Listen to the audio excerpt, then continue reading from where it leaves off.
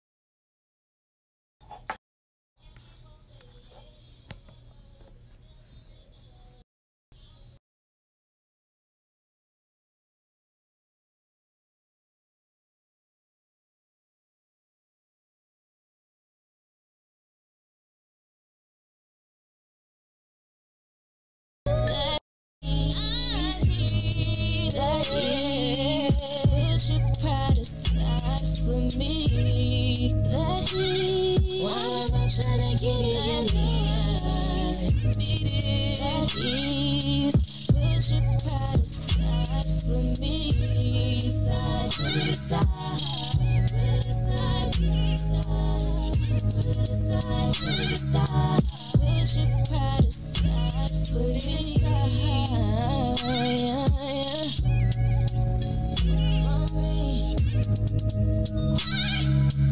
Put your pride aside for me.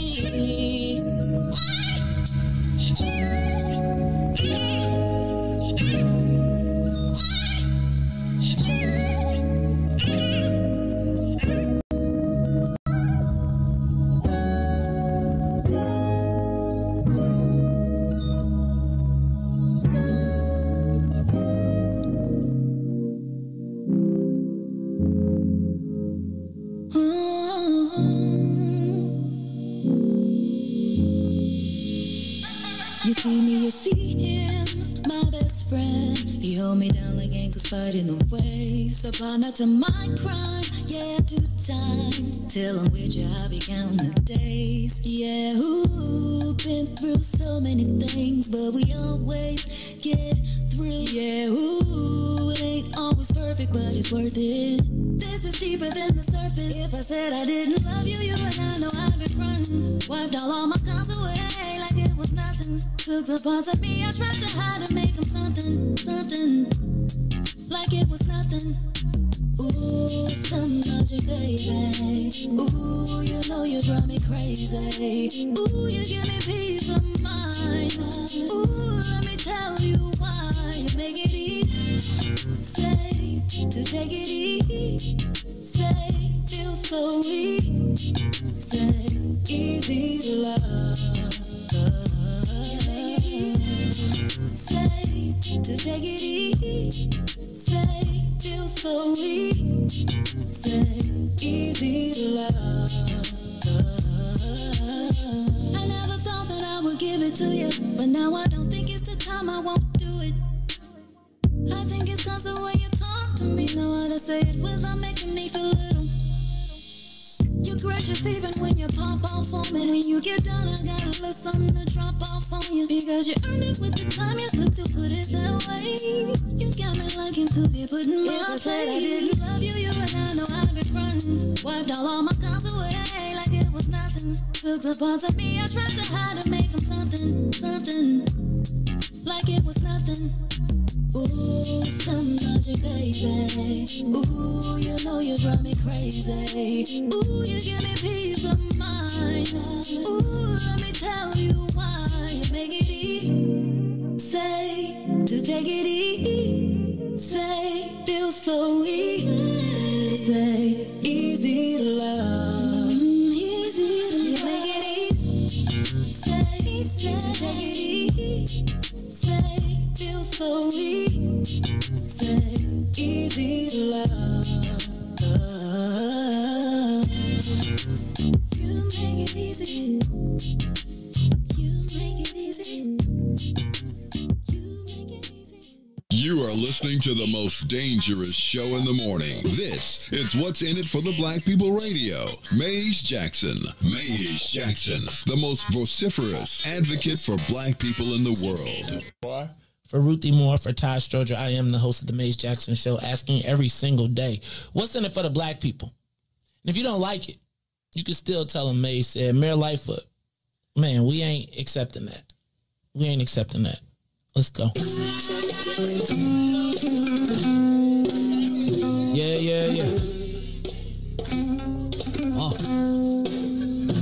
Let's get down to business and go ahead and address the facts, man. Lightfoot seems more lesbian than black. Rahm Emanuel's another case. He was just as tired. 50 closed schools left much to be desired. Police had Anjanette naked on that body cam. They suppressed the footage so it couldn't touch a lot of hands. Reminds me of that 16 shots in that cover-up. Both of them similar, so I went and dug it up. George Floyd killed, a lot of riots happened in the town. Southside burned and they wouldn't let them bridges down. Grandmother sick, need a prescription and plus a couple groceries. You gon' have to travel just to get it now. COVID-19 out here shutting all the business down. Not enough SBA loans to even give around. So many failed businesses that you can put them in the pile. If you don't survive the pandemic, it's gonna sit you down. We sing, dance, play ball, entertain, and crack jokes. Government infested black neighborhoods with crack smoke. System that milked us so bad, we got lactose. Still trying to find out what's in it for us black folks. We sing, dance, play ball, entertain, and crack jokes. Government infested black neighborhoods with crack smoke. System that milked us so bad, we got lactose. Still trying to find out what's in it for us black folks. Shout out to Willie Wilson, hope one day you get to send it.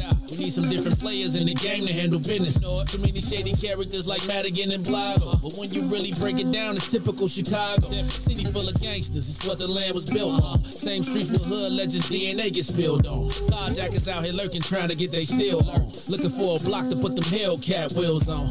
Let us give bogus appraisals a red line. Car crackers out here getting minimal fair time. And I'm concealed carry, I stay with the pipe. But Illinois gun laws giving minimal rights. Stay up on the swivel, make sure I'm moving tight.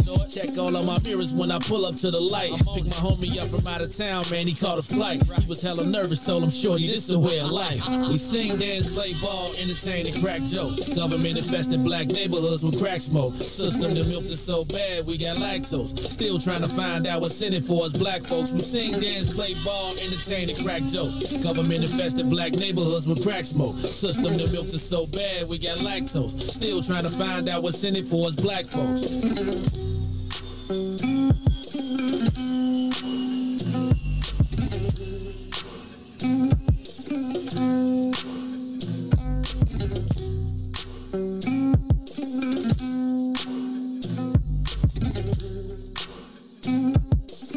Wake up, Chicago!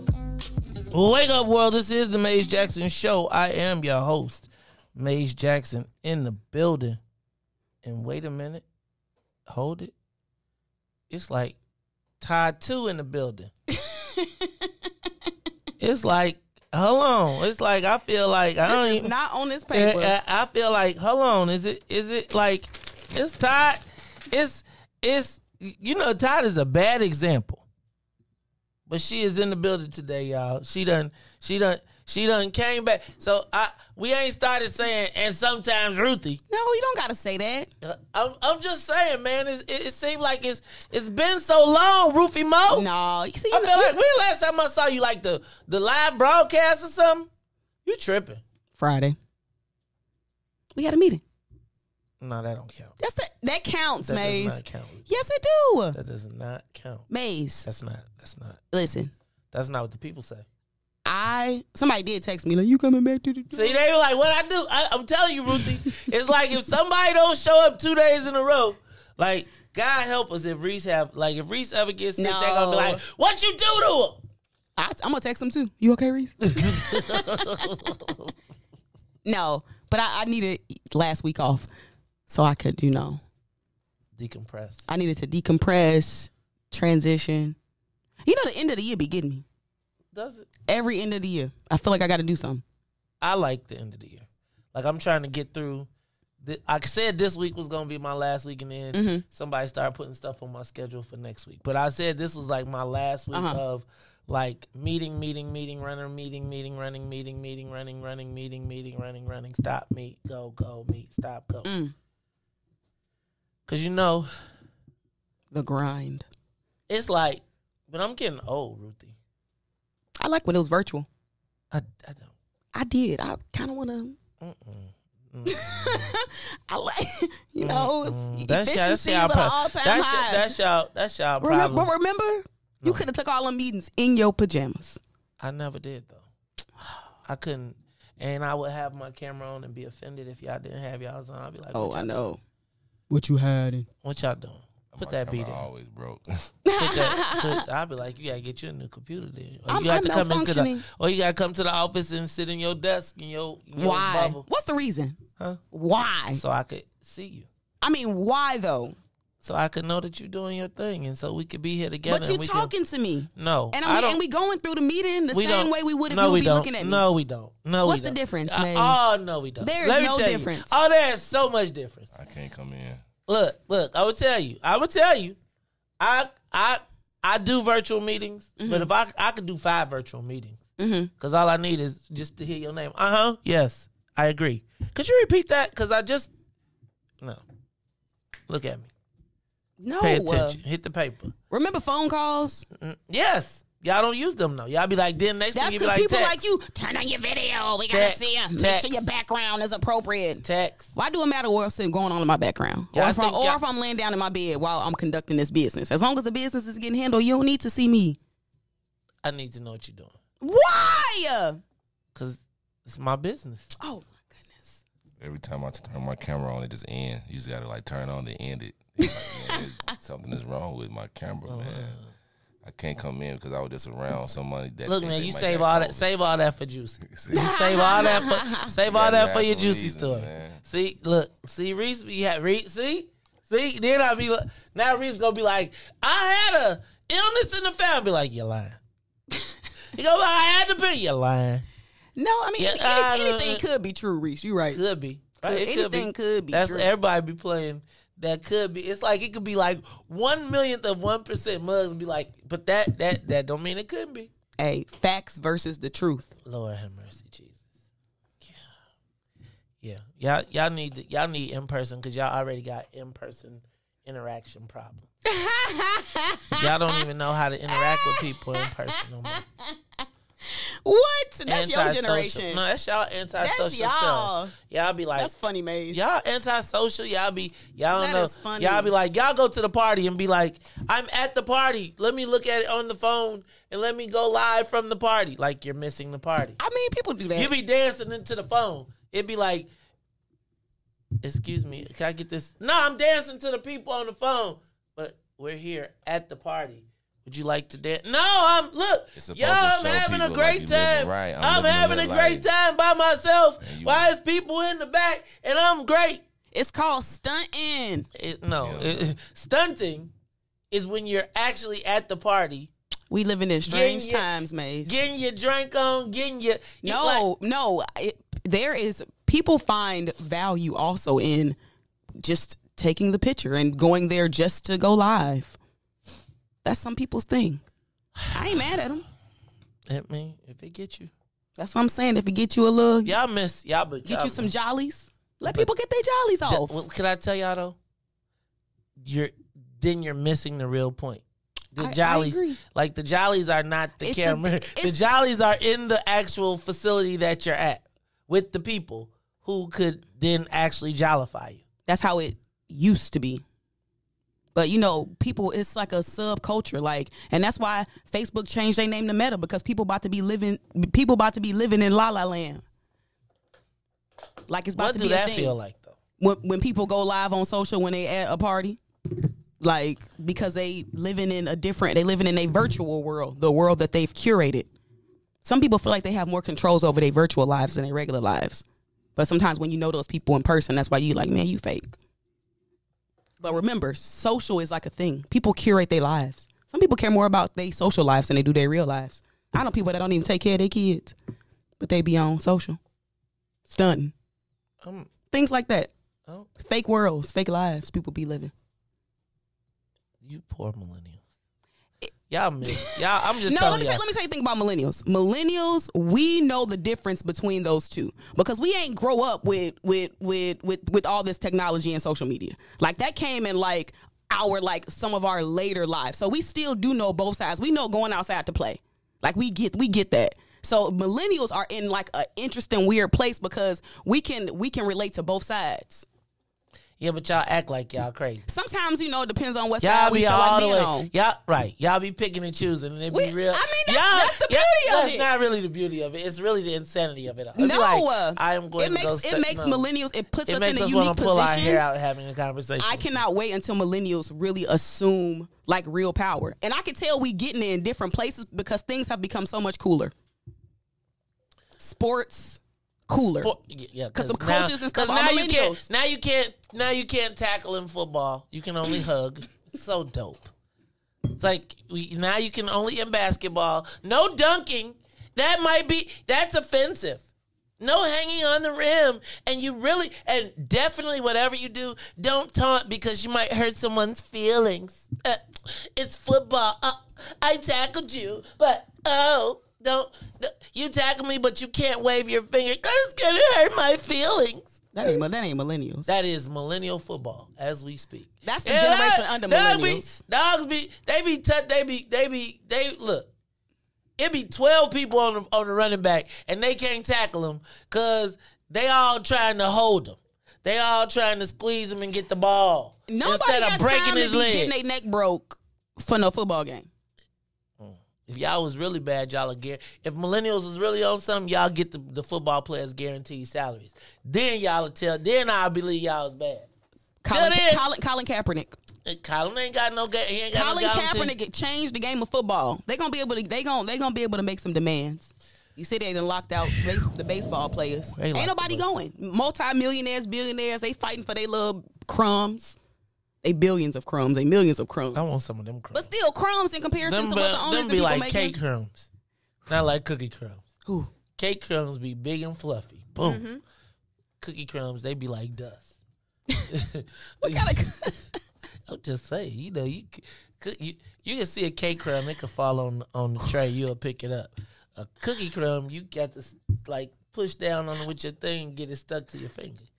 See, I'm telling you, and real talk, I've been seeing these people who be having the whole cake. Mm-hmm.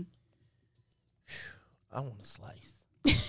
Just a slice. I saw, you know what, Ruthie, I don't even got to be greedy. Just a slice. Because if I got a slice of some of these cakes I've been seeing, we'll all be good. Like, because these white folk slices be like, they don't get, like, they get the, have you ever been to, dagnabbit, I can't think of it, where they got the 7-layer cake, and the cake is this tall, so when you get a slice, it's like getting a whole cake. Oh, no. Yeah, that's how they slice. That's a lot of cake. That's how the white people slice. So, like, the 7 layers, you can cut it in 7 pieces, and everybody can have a piece of cake, and you still be like, I got 2 left. You like buttercream or whipped cream frosting? You know. The great debate. Answer correctly. So, I like whip. Ugh. But butter, it's like, let me say this. I like buttercream more, but I feel like in certain days, whip is lighter, and I can, like some days I don't want to be like heavy. I'm with you. And it's like, with buttercream, they put too much on for me sometimes. It's like, it's too much to get to the cake. Like, you can't really eat it all, probably. Right. You can, you know, it's like with buttercream, it's a whole bunch off to the side. Like you take a shave of it off and put it off to the side. Then you eat the cake and then you got you a thin layer on it. So it's like, I like buttercream, but it's just too much. So wasteful. But right, exactly. It looked good though. Mm-hmm. It looked good than I'm just saying.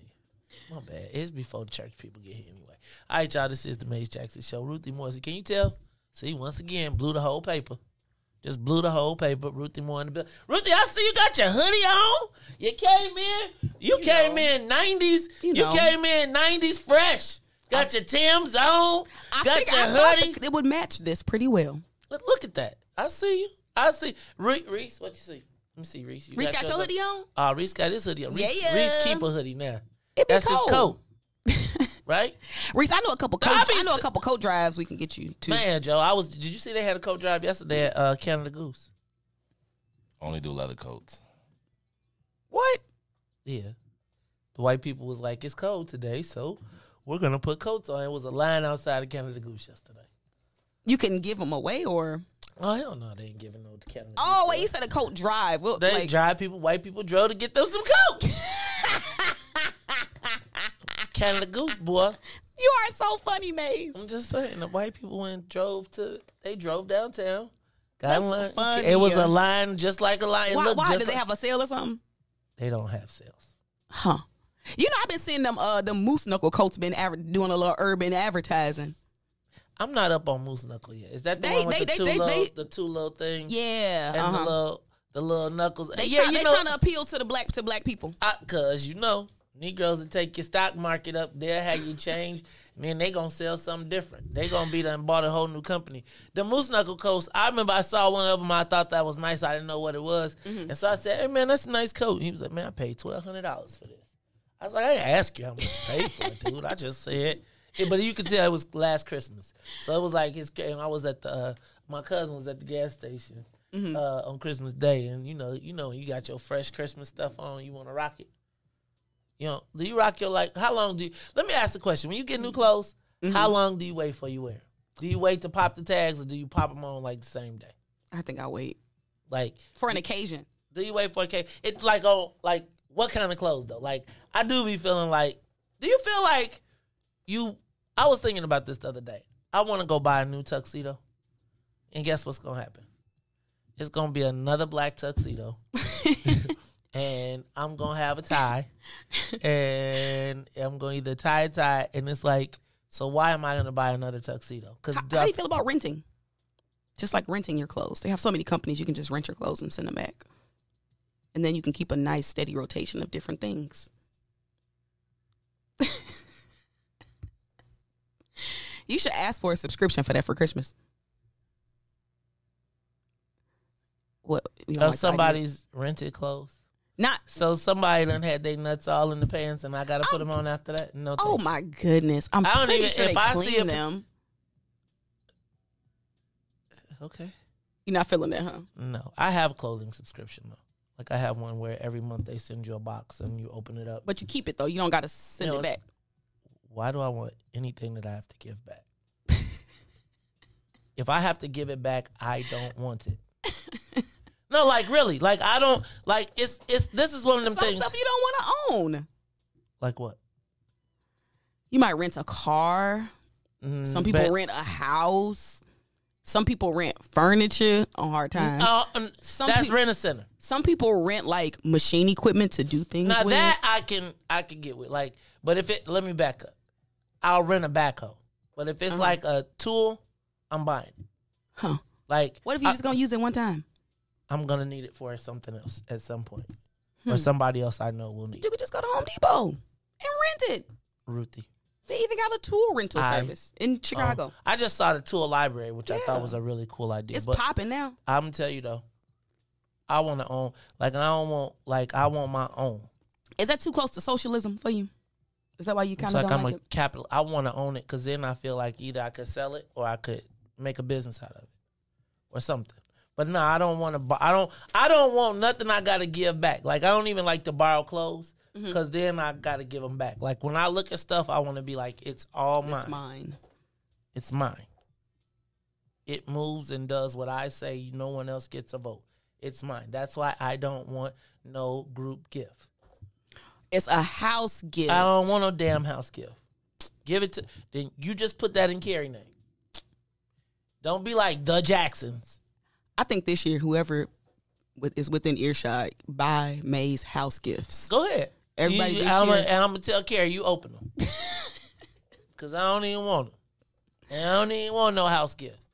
The Jacksons. Don't want nobody no Jacksons. Even when it's the gift card. You know, in the gift card, like for dinner, the Jacksons. Thank you. Where are we going to eat? Who got to keep the card? Who got to hold the card? First of all, realistically, nobody holds the card. They all go on the mantle. And then we go out to eat and be like, damn, we had a gift card for that. That's how it be, right? I'm going to tell you what. I was cleaning up the house stuff. I told you I got 3 $1,000 gift cards that I cannot. They are reward cards that someone gave me. And so they fit in a different category than gift cards. So they expire. Oh, no. With $1,000 each on them. And you got to find them. No, I got them. Oh. I can't get the money off of them. Because they're not gift cards, they're reward cards. So you got to get a reward of some sort? No.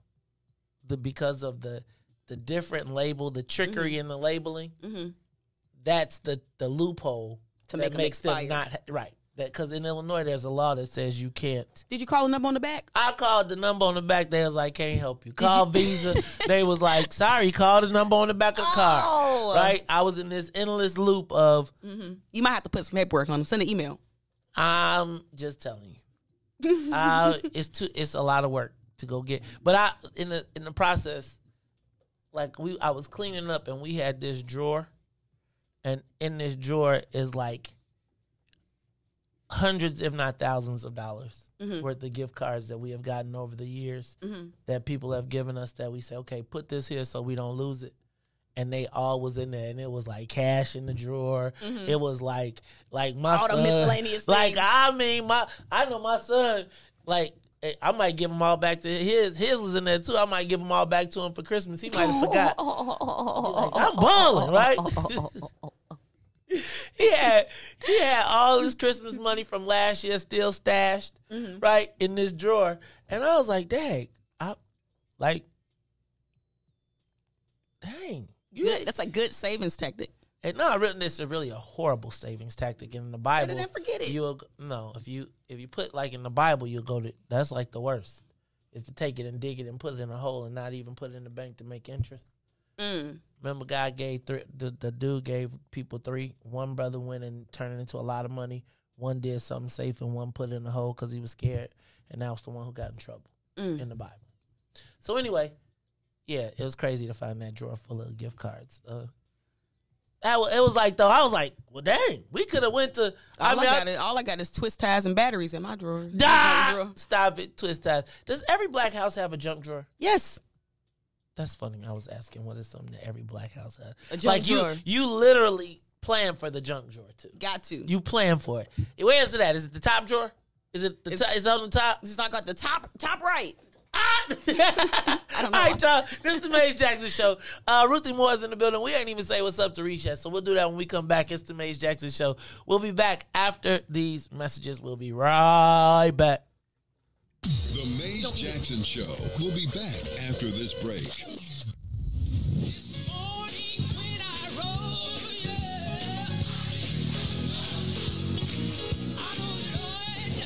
Church Chicago's Power Hour. I'm your host, Angie Mims, and Terrence Keys, TD, a.k.a. Terrence Daniels. I wish I had one witness in the house. You got one. Got a couple of them. Got two T's. Give me a testimony. Oh, Lord. He's did it before. Oh, Lord. I got one. Something better. I got 5 reasons. 5 reasons. Oh, Lord. He turned it around. Turn it around. He woke me up this morning. Oh. Don't do this. Don't do this. Go number ahead. 4.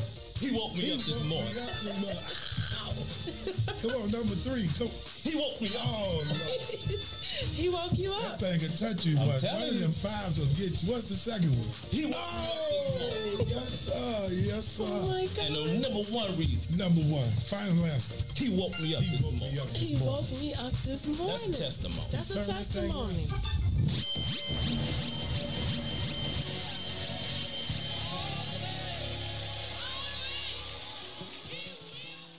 And now, traffic and weather.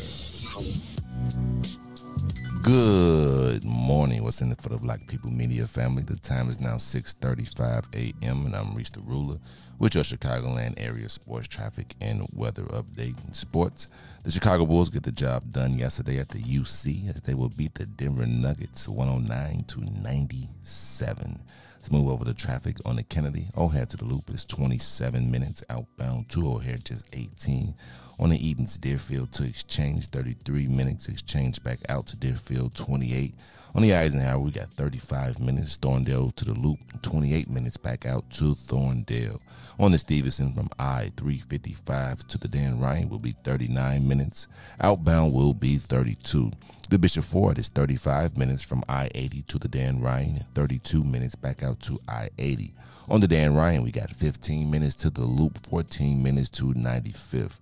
On DuSable Lakeshore Drive South, 55th to Jackson, as well as Jackson to 55th is 7 minutes and 8 minutes north.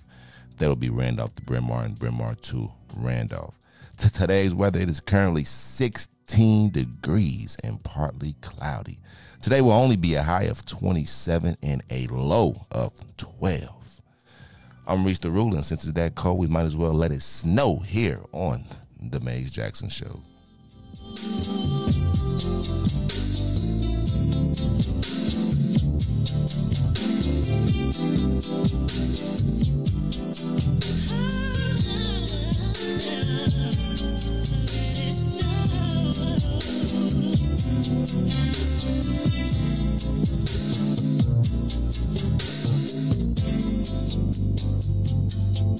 It's another Christmas holiday.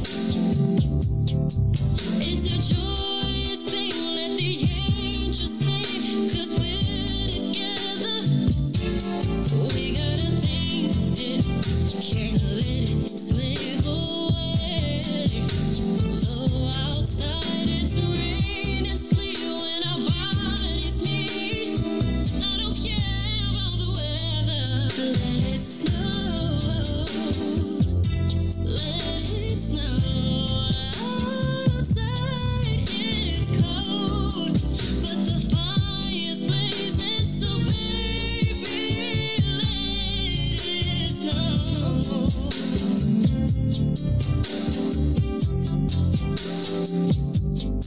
Let it snow. Let it snow. Come over here and help me trim the tree. I wanna wrap you up, baby, then you'll see you're the only present I need. There's so much more waiting for you in store. From this precious day, I can't really stay. There's no place that I'd rather be. And oh, you are my everything. Come a little closer. God must have sent you down from heaven. Let it snow. Let it snow. Outside it's cold, but the fire's blazing, so baby, let it snow. Let it snow, baby. Let it snow. You are listening to the Maze Jackson Show. I am your host, Maze Jackson. Got my girl Ruthie Mo in the building. Want to say what's up to everybody from WBGX 1570 AM in the building as well. Tune in. Thank y'all for tuning in to us every day, 6:30 to 8 a.m. All our radio listeners out there on 1570 AM. But we also want to thank everybody that tunes in with us every day from 6 to 9 on Facebook, YouTube, Twitter, Twitch, all of those joints. You know what I'm saying? Ruthie Mo in the building. You know what, Ruthie? We got to chatting. It's been so damn long I know. that I forgot to even say what's up to our man DJ Riis the Ruler. He feeling the type of way though. We don't. You know Riis. He gonna say I just pushed the buttons. He be acting funny. What is Riis like? Riis, what's your son? Oh, well, I am a Pisces, but I actually had a astrology lady tell me that based off the time that I was born, that I was a rising like Aries. So like by my horoscope date, I'm a Pisces, but according to I'm an Aries. Yeah, I'm an Can Aries. I tell you what?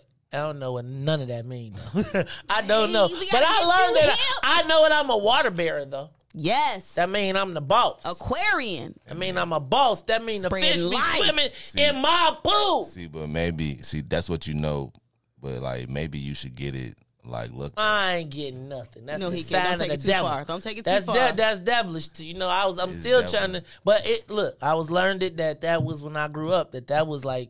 Yeah, so I was scared to go in the room though, cause I'd be like, I seen the lady and did she wear the hat and be like, No, they regular people. and is it Twilight dark? Zone. And then like you gotta hold hands, and then it be like, dun, and then the spirits be coming and stuff. I don't want no parts. I don't want no You parts. should get it looked at. You know, the media do be having us a little weirded out by that, but I'm not going in there. I'm not going. know. If somebody Why say the I house? wanna- And the house has always got like a house with like a neon sign, like down, and it'd be like, who is going in there? do you think that paranormal activity is like a real thing? Yes. Yes. What you think, Maze? I've been trying for a long time to make a pick up a fork with my brain, and it just ain't work. That's Telekinesis. telepathy or Oh, yeah. something. Hey man, I was trying to be an X-Man when I was a kid. Hey, that's from that movie Powder. Remember he did that? Yeah. And that's why I always was I'm like, I want to telling do you, that. I'd be like, one day y'all gonna be mad. Y'all gonna make me mad. That's funny, Maze. I'll be like, That is funny. I remember one day I don't think it worked. I don't think it worked like that. It works like that, but it don't quite work like that. I don't think. Let me say this.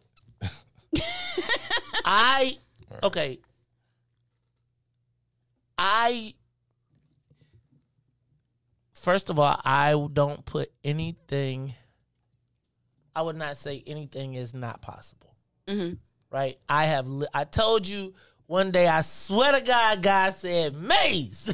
Like, I heard it to the point where I turned around, like, and I heard it again, and I was like, oh. I was like, look, I look like. Hanging with your cousin. Yeah, that's what I was just going to say. Hanging Look, with your cousin. Look. Yeah, I'm done with I this. felt like. Yes, sir. Put Look, this Joe, out. I threw it out the window. No, not out the window. After the second time, I don't know. I guess. See, I'm of the type. I'm finna see what that was. So I'm going for it. I ain't put. No, I'm going for it. I got to see. No man is finna help you pass all your tests, okay? And ain't no man finna, this is now how high. No man finna appear and just I'm gonna go on the show and tell you what to say on the show. He's just sitting right there. If you gotta just look. listen. So I'm gonna tell you. So I do believe I have deja vu. Mm-hmm. Like real talk. Like sometimes it'd be like the oddest stuff, and I'd be like, wait a minute. You know what's gonna happen. I've heard this already. before. Or I've been like, Mm-hmm. okay, wait. And there's like I got 2 deja vus that I'm running from.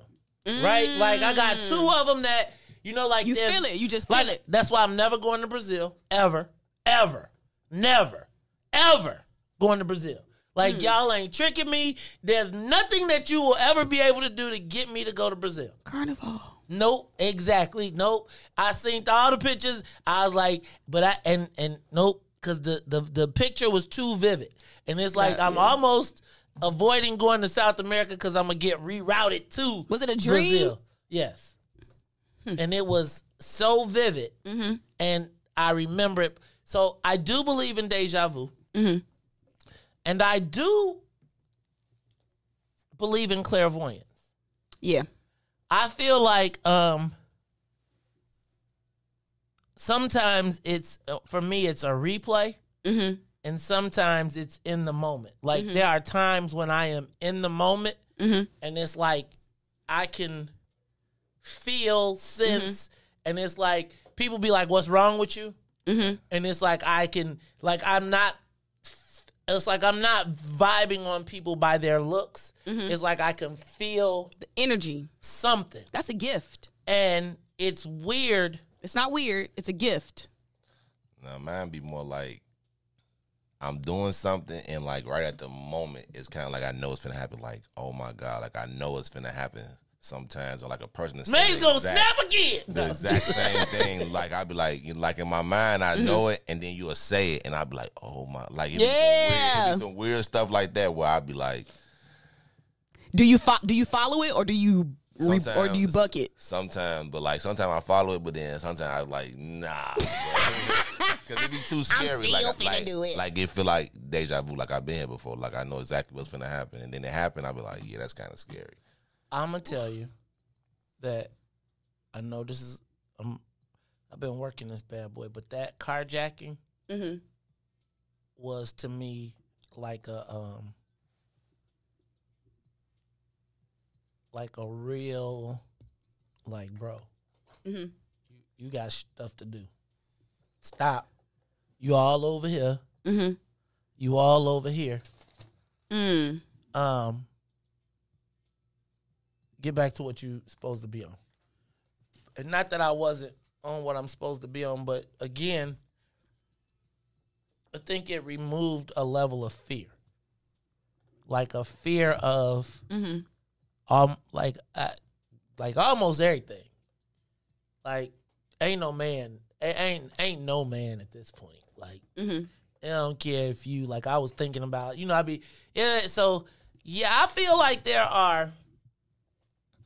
I do feel like God be messing with me sometimes. Like, I really do. And I like, some days I literally be like, please, could you stop? Please, could you take this thing away from me? And then it keeps on compounding. So, yeah, I do believe in paranormal. I'm not no ghost bust. I don't know how spirits work. So I ain't like the door open. I ain't going for none of that. You know how people be like, the door opened. It's my great grandmama. Nah, I ain't on that. But I am not above saying that there are not forces. What? Are you making fun of me? No, you just funny. You just be. I would not. I don't know. If I do gotta see some paranormal activity, I would prefer it to be my ancestors, though. Well, I want them to be like, this is the warrior spirit, my black brother. Now go forth and free your people. That's what I want. Like I don't want one of them ones. I don't know if I want all that. I'm cool. I want the one where, he give you the burning spear and you be like, and then the bullets can't stop you. Then it'd be like you got the laser sword and it'd be like, Zoom. That's paranormal. Now that's paranormal. Right. Or paranoid. One of the two. All right, y'all. This is the Maze Jackson Show. Riis! You ain't tell us, you ain't hit your tagline, man. So, DJ Riis the Ruler, how you feeling on this Tuesday morning, brother? Blessed by the best, you already know the rest, but you missing Ruthie so much, man. You just up there talking to Ruthie all day, man. I'm looking at the paper like, man, you supposed to be talking about the shit. Told you he was feeling the type of way. I told you he was feeling the type of way. Jesse, I'm looking like, this ain't on the paper? Nah, this ain't. It's okay, though. It's all right, man. I'm just telling you, we ain't even talk about. So let me do this. We ain't took the plane off. Right, I'm just saying, let's do that. Let's get the plane up in the air. Let's do this. Let's say we said what's up to everybody. We got DJ Riis the Ruler. Ruthie Moore is in the building. I'm in the building. Let's get the soul plane up to 60,000 feet. Up, and away! Now, Ruthie, you heard about Riis plane, right? You heard about the plane they got for 304? Did you hear about it? You know what, got a plane now? Yeah, they call it the Love Cloud. Oh. So in Vegas, like Riis said, they gonna do it in Vegas. Well, they got it in Vegas, and he trying to get one started. He trying to get one of the planes here so that when they do week 304, they can take it. But basically, for the fee of 45 minutes, it's $995. For an hour, it is for an hour it's $1,000, and for an hour and a half it's $1,500. But if you would like to be part of the Mile High Club, you can rent one of these planes and be up and away, in the way. That is not what I thought the Love Cloud was. Yeah, that's what it is. It's so like you can have and it's soundproof and all that good stuff, and you got an hour and a half to do your thing. It's like a hotel room in the sky. So if you want to join the Mile High Club, so I think that Riis should make them the sponsor. Just like, what's your other people that's your sponsors? One the kid. Swag pack. And the swag pack. Like, if you imagine that, could you put that on the plane? Now Riis gonna have sound effects for his joint, but I can't get no love, right? Riis knows how to work the board. Right. You see how people, look, he doing the Kanye, he be saving all this stuff for his own show, right? He doing the Kanye, he's saving the best stuff for his own show. It's all right though, Riis. It's okay. Ruthie, this ought to make you happy though. After my heroin carjacking experience, I have finally decided to go ahead and get my concealed carry, right? But I have teamed up with Jet Firearms Training, and we are doing the WIFTA concealed carry class December 18th and 19th. So people have been asking for it. December 18th, you will come in. We'll start at 8 o'clock. We'll get in. You'll get your donuts, coffee. 8 o'clock in the morning? 8 o'clock in the morning because it takes 2 days to get it. You got to get 16 hours in. Okay. Right? So we'll do all our classroom training right at TP. Right? So you'll come into TP. You'll sit down, get your drinks, get your coffee. And our instructor from Jet Firearms Training will come in. He will give you all the paperwork, everything you need to do your classroom training. So that's the first day. What time? 8 hours. 5 o'clock. Right, okay, so it's really 9 to 5, but we give you an hour lunch break. Then, after that, then the next day we show up at Eagle Sports Training, Eagle Range, where you get in your shooting, your target practice, and by the time you're done, you have everything to complete your package. Is the gun included? Yeah. You don't need a gun, you don't need a fire, you don't need a FOID, you don't need anything except yourself, right? And your identification. And when you're done, you will have everything you need. They will also have insurance, so in case you will have also insurance available. So in the event that you do shoot someone, or excuse me, in the event that you do have to protect yourself, you will have insurance that will cover all your legal fees, etc. So what time on Sunday? Sunday it begins at 9 o'clock. 9, okay. Right, and we will get you in and out once you get your training and your official training. We'll get you in and out. But in 2 days, you will have everything you need to be licensed concealed carry and to package up. We'll also even we can also even take care of your fingerprinting on site. What? Yes. So go to Eventbrite. I have to sign up. Any spots left? Yes, it is spots left. So it's spots only for 20 people.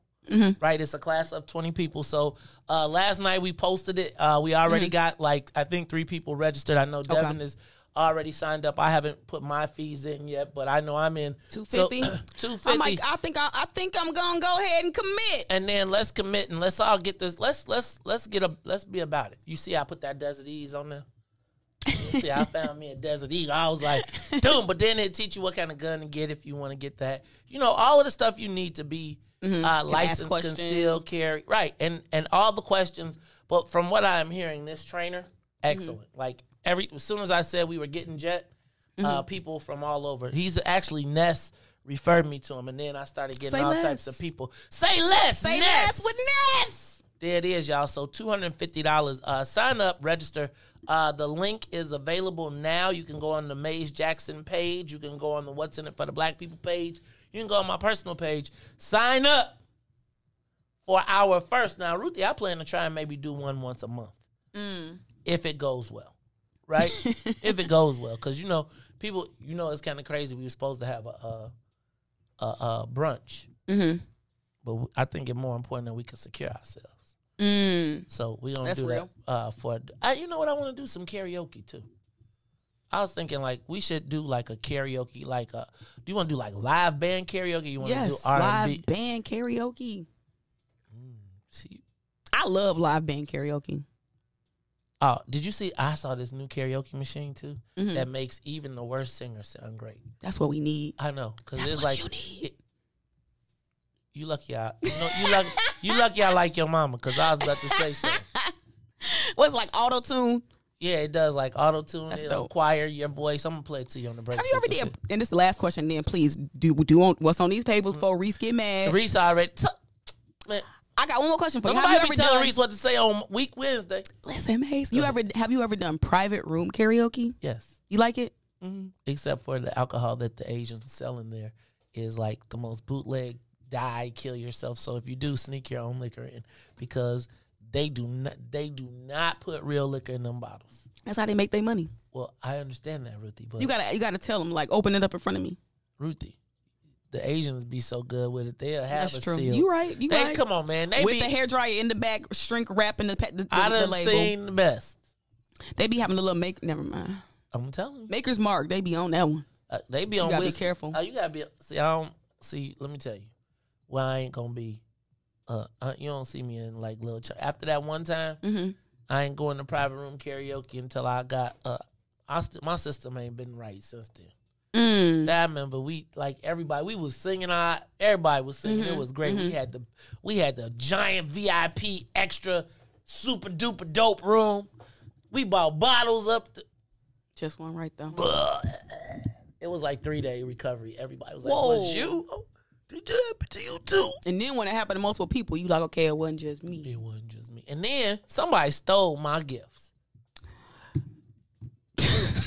Ruthie, people be What? How many years ago was this? I'm just curious. 5. Okay. It was 5 years, but they stole. Like some people had bought me like some really good bottles, and they just took them. You ever had somebody go in your bar and open bottles you ain't open for like years, and they just like crack? They be like, "You see that wasn't open right?" Without asking? I wanted to try that. I always wanted to try. That's egregious. That seems like an offense. Unless you said, have whatever you like.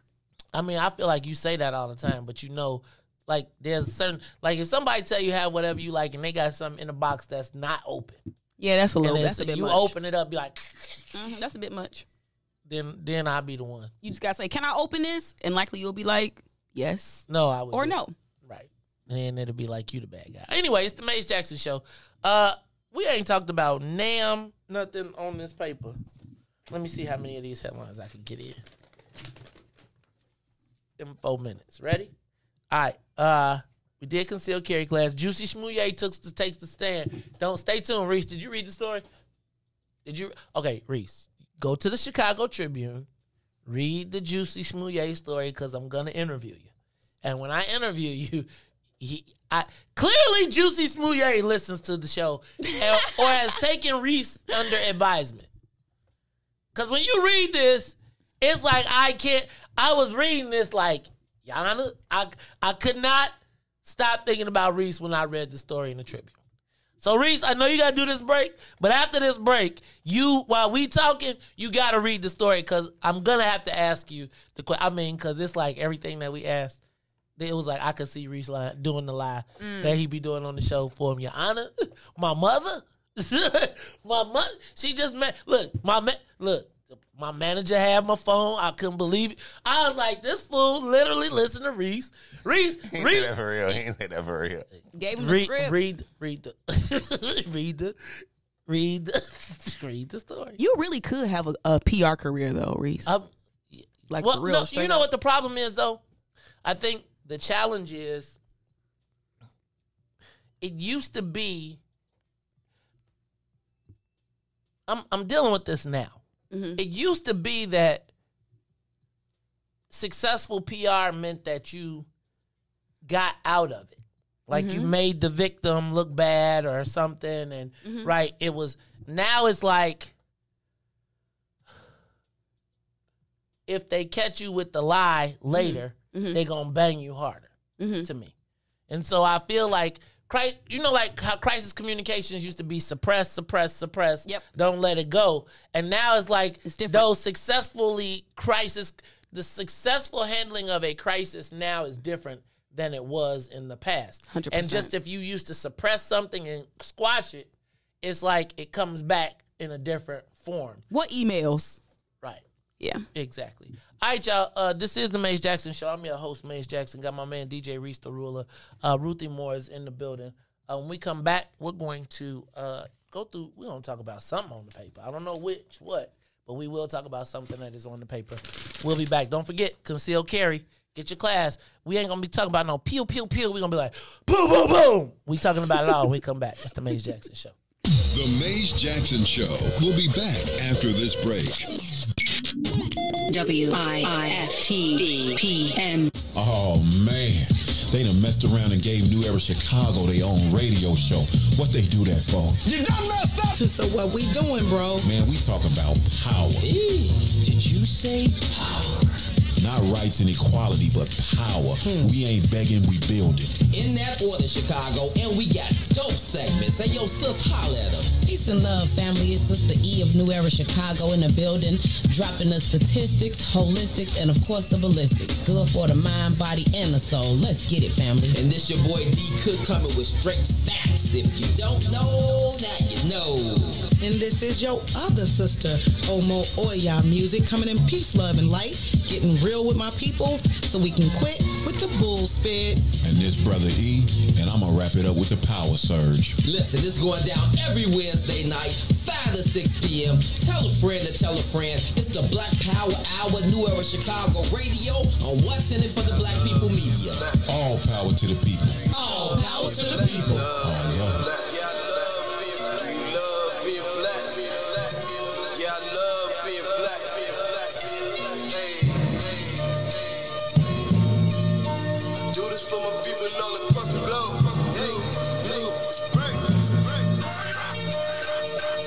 The skin of men fit me fine, tailor-made, yeah, I'm comfortable. And so it seems I'm still chasing my dreams. They told me, watch my steps, they want to pull the rug from under you. This is transparency, my life 3D. You live every word that I utter, reporting live from the gutter. Where the mind's hard to change, but we don't give up on our brothers and sisters. Cause we all need one another. The time's getting closer, revolution, feel it coming. I can smell it in the air. Inhale it, let it embody you. Because chances are the cops pull you over, they body you. Plus we don't trust each other, so it's just another obstacle. Why jump hurdles to make a change? It ain't optional. Olympian mindset in this booth with my binoculars. I see my vision getting clear. Justice what a prophet do. My music touch the people's soul. Black power gospel tunes. So many styles, watch me kick them like they soccer moves. Falling rank and file, this is my platoon. Soldiers at attention, ain't no Willie lynching. This the program. Who they think they kidding? Reinvent the system. Total reconstruction of our mental stigma. This ain't a game, boy. Still they think I'm talking about Nintendo. That's a shame, boy. Augment reality. Better fix your brain, boy. I love my people, hope they love me black. I'm going hard and ain't no holding back. Watch me react. I put my fist up in the skies like a beacon for believers that one day we return to our greatest. If we seek it all the glory we can obtain it. Keep reaching, keep reaching. I'm painting this picture. I hope you see it. Guess what the theme is? I love being black. We turning up. I love being black.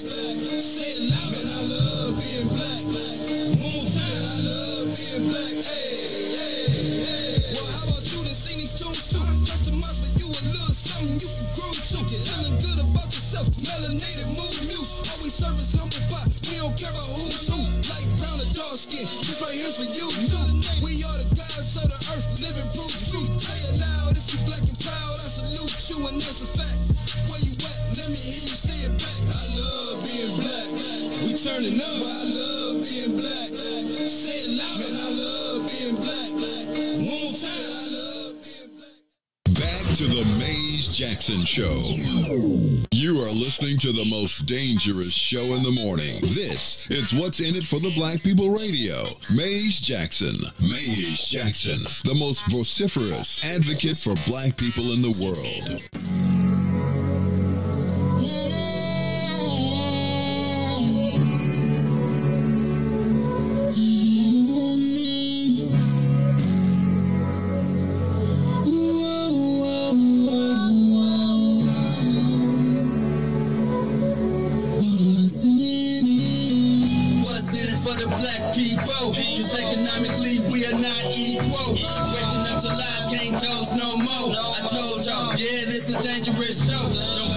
Church if you ain't trying to help us. Don't even try to be around and can't protect us.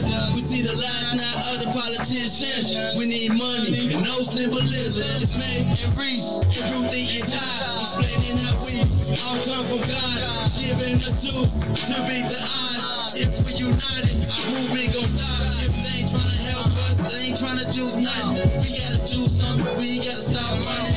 It's time to confront the problem. Really, you expect, you oppressed, it's all wrong.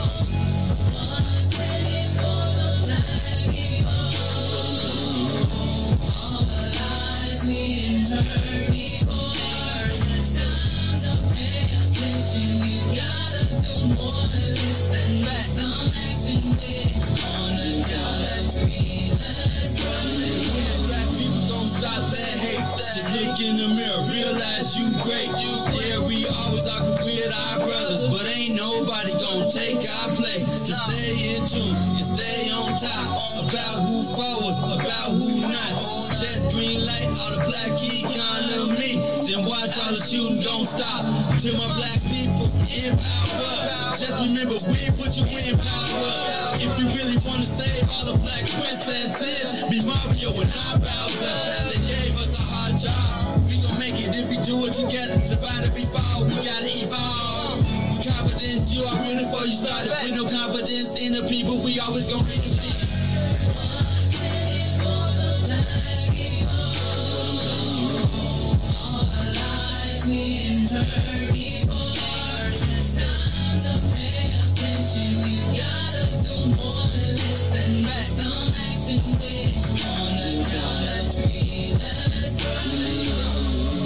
What's in it for me? What's in it for you? Who's telling the lies? Who's telling the truth? Black people realize the sun shines for you. So stop the divide. See what melanin do. What's in it for the black people? Lies we turn people. You gotta do more than listen. On a count of three. Wake up, Chicago! Wake up, world. This is the Maze Jackson Show. I'm your host, Maze Jackson. Got Ruthie Mo in the building. DJ Riis, the ruler. We have spent an hour shooting the beep. So now we're going to do some work. It's time to do some work. Riis like, I've been trying.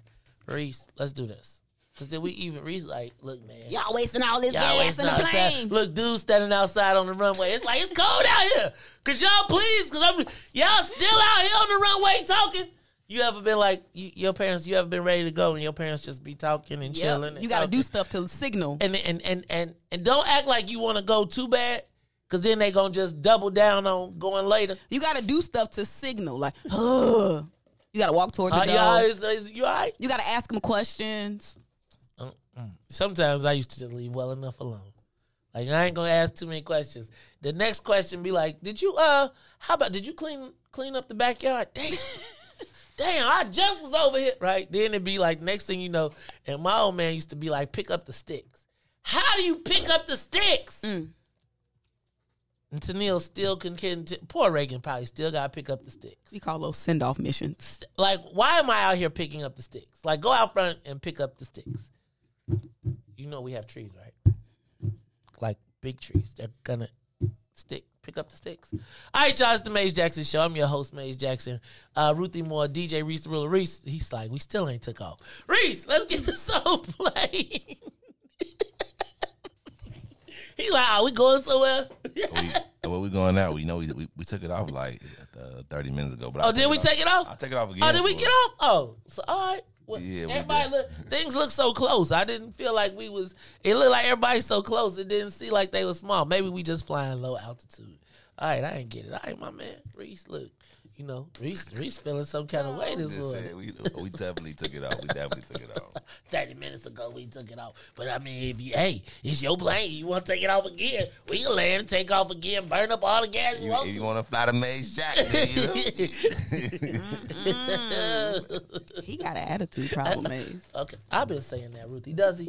Do we need to talk to Riis about his attitude? You should have heard Riis. You should have. Let me see your neck. I'm not doing this with Let me see your neck. No face, no case. Move your no face, no case. Move your hair. Let me see. No face, no case. Riis. Ruthie. We figured you must have got you like a man be flying you out or something. Cause you been gone. Like you be gone. Like Ruthie come back on a Tuesday, right? So you know what that means. She be like, I'm through on Thursday. You got me, boo? I would like to be flown somewhere to get flued out. That would be nice. Yeah. Somewhere nice, somewhere warm though. I am going somewhere warm, so I will not be here on Thursday. And I already told you, Maze. I already told you I'm going to recharge my batteries in the sun. I told you I got to get one more vacay in before the end of the year. and I'm flying myself out. Riis. Maze just be acting like this, Todd. y'all. We talked about this. Todd. And then I'm gonna be back. Like I might be back 5 days a week. Not might be. You be cracking me up. You might be. I might be back 5 days a week. Y'all heard it here first. It's not, we're not. Might is not really the option. So we'll talk about that a little bit later. We'll talk about it. This the Maze Jackson show. Ruthie around here, see, she be getting flued out. Now she want to be making demands and stuff. Dude probably be like, you ain't got to go. How much he pay you? I'll pay you 3 times that.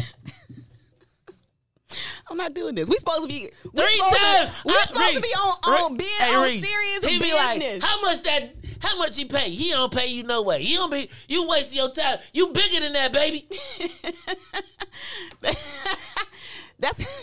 That sound like a pimp.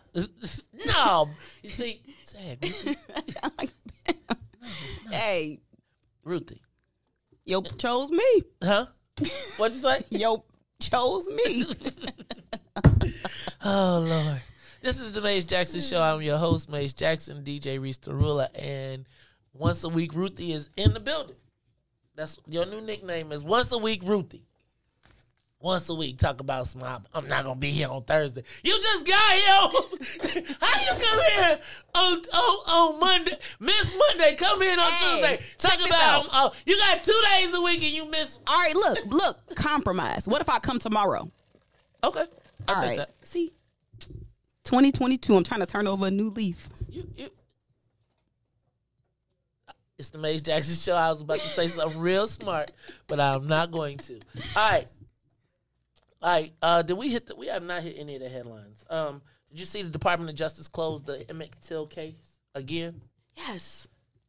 Like, I feel like, stop pump faking these people. Mm-hmm. And Joe Biden was probably like, look, man, we already got enough problems with the South without you, Merrick Garland, starting some mess. You know, you know them probably some of Joe's old friends. Oh. I'm just saying. Because he was around. I mean, good point, Mace. Okay. Did you see that the mayor has $1.13 million in the bank? That's not a lot, right? Thank you, Ruthie. I'm so glad you caught on to that. Okay. And last quarter, she raised a total of $25,000. We raised $15,000 on the telethon. But remember, them was just testing people, just putting a little money to see what's gonna happen. Ruthie. This is going to be... You think the mayor running for re-election? Mm-hmm. That's why she's going to San Francisco today. Oh, she on the national campaign She on circuit. national campaign circuit because the local one is dry. She could raise money national, though, right? That's the goal? Well, not really, apparently, because she's been doing these fundraisers and trying to go other places. She's only at $1.13 million. Ruthie, we want to talk about what is going to matter in these upcoming election cycles. I was just thinking about a bunch of stuff. I want to talk about it. 2% on sports betting. So check this out. The city is about to allow these white guys to become billionaires again, and all the city's going to get is $1 million a year. The sports betting is only going to get a 2%. I saw that. Tax for the city. So I just would like to point out to the Black Caucus that if we're going to allow them to be billionaires for only the cost of $1 million a year in the city, who is benefiting, and you have to cut us in. Now, I had a great talk with Jason Irvin, who I'll circle back with today at Stephanie Coleman's event, because I told you, Ruthie, everybody is running around talking about cannabis, but gaming is the next frontier. Mm-hmm. And we have an interest in this, and it's crazy to me that we're not part of this discussion. On the front end, right? On the front end. So yeah, $288 million for lead pipe replacement in the city of Chicago. I think that's one of the most underreported stories of all time. I think we all got super emotional about Flint. Mm-hmm. And then we had people talking about they had brown water here. We found out that we had lead in the water here, and just there was no media about it. It was like, kill it. People be playing politics with this situation. Yes, very much political. 5 Sun Times NABJ Awards, National Association of Black Journalists. I want to just acknowledge the black journalists at the Sun Times who won all of those awards. And then, you know what? Yesterday, I learned that some of us have different viewpoints on white supremacy and racism. Black people. I think that there is a unique dynamic for successful black people in dealing with racism. Some people feel like it's their job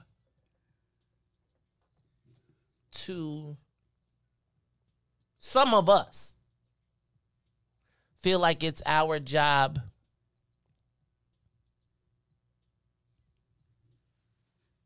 to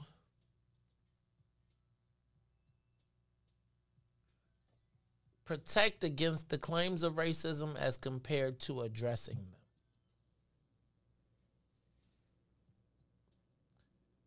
Peculiar dynamic that I'll talk to you about offline. But I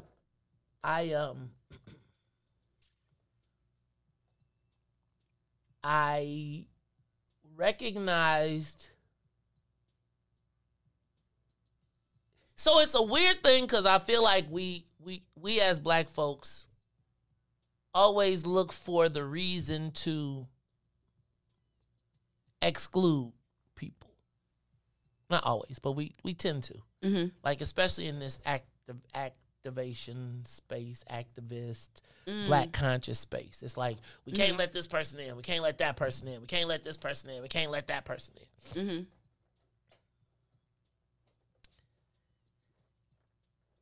And Ruthie, I'm struggling with how to tackle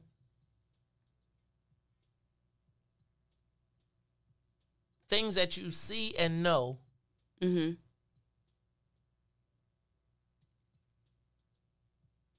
But, man, it's so crazy. Yeah, I'm in a real, it was just, I watched yesterday, well, not yesterday, but this weekend, I watched, better yet, I let my guard down for a black person with the thought that we both saw the same thing. Okay.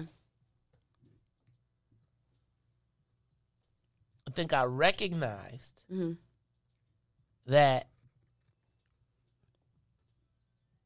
we saw it, but we viewed our roles with it differently. And that was a lesson that I learned.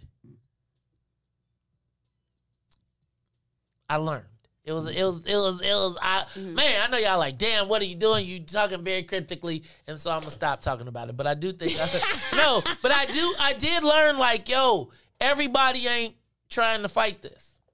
Is like, it just don't assume, right? Bingo. Don't assume that. Don't assume that you stole. Let me tell you how I don't even know what you're talking about. But one thing I had to learn is not to.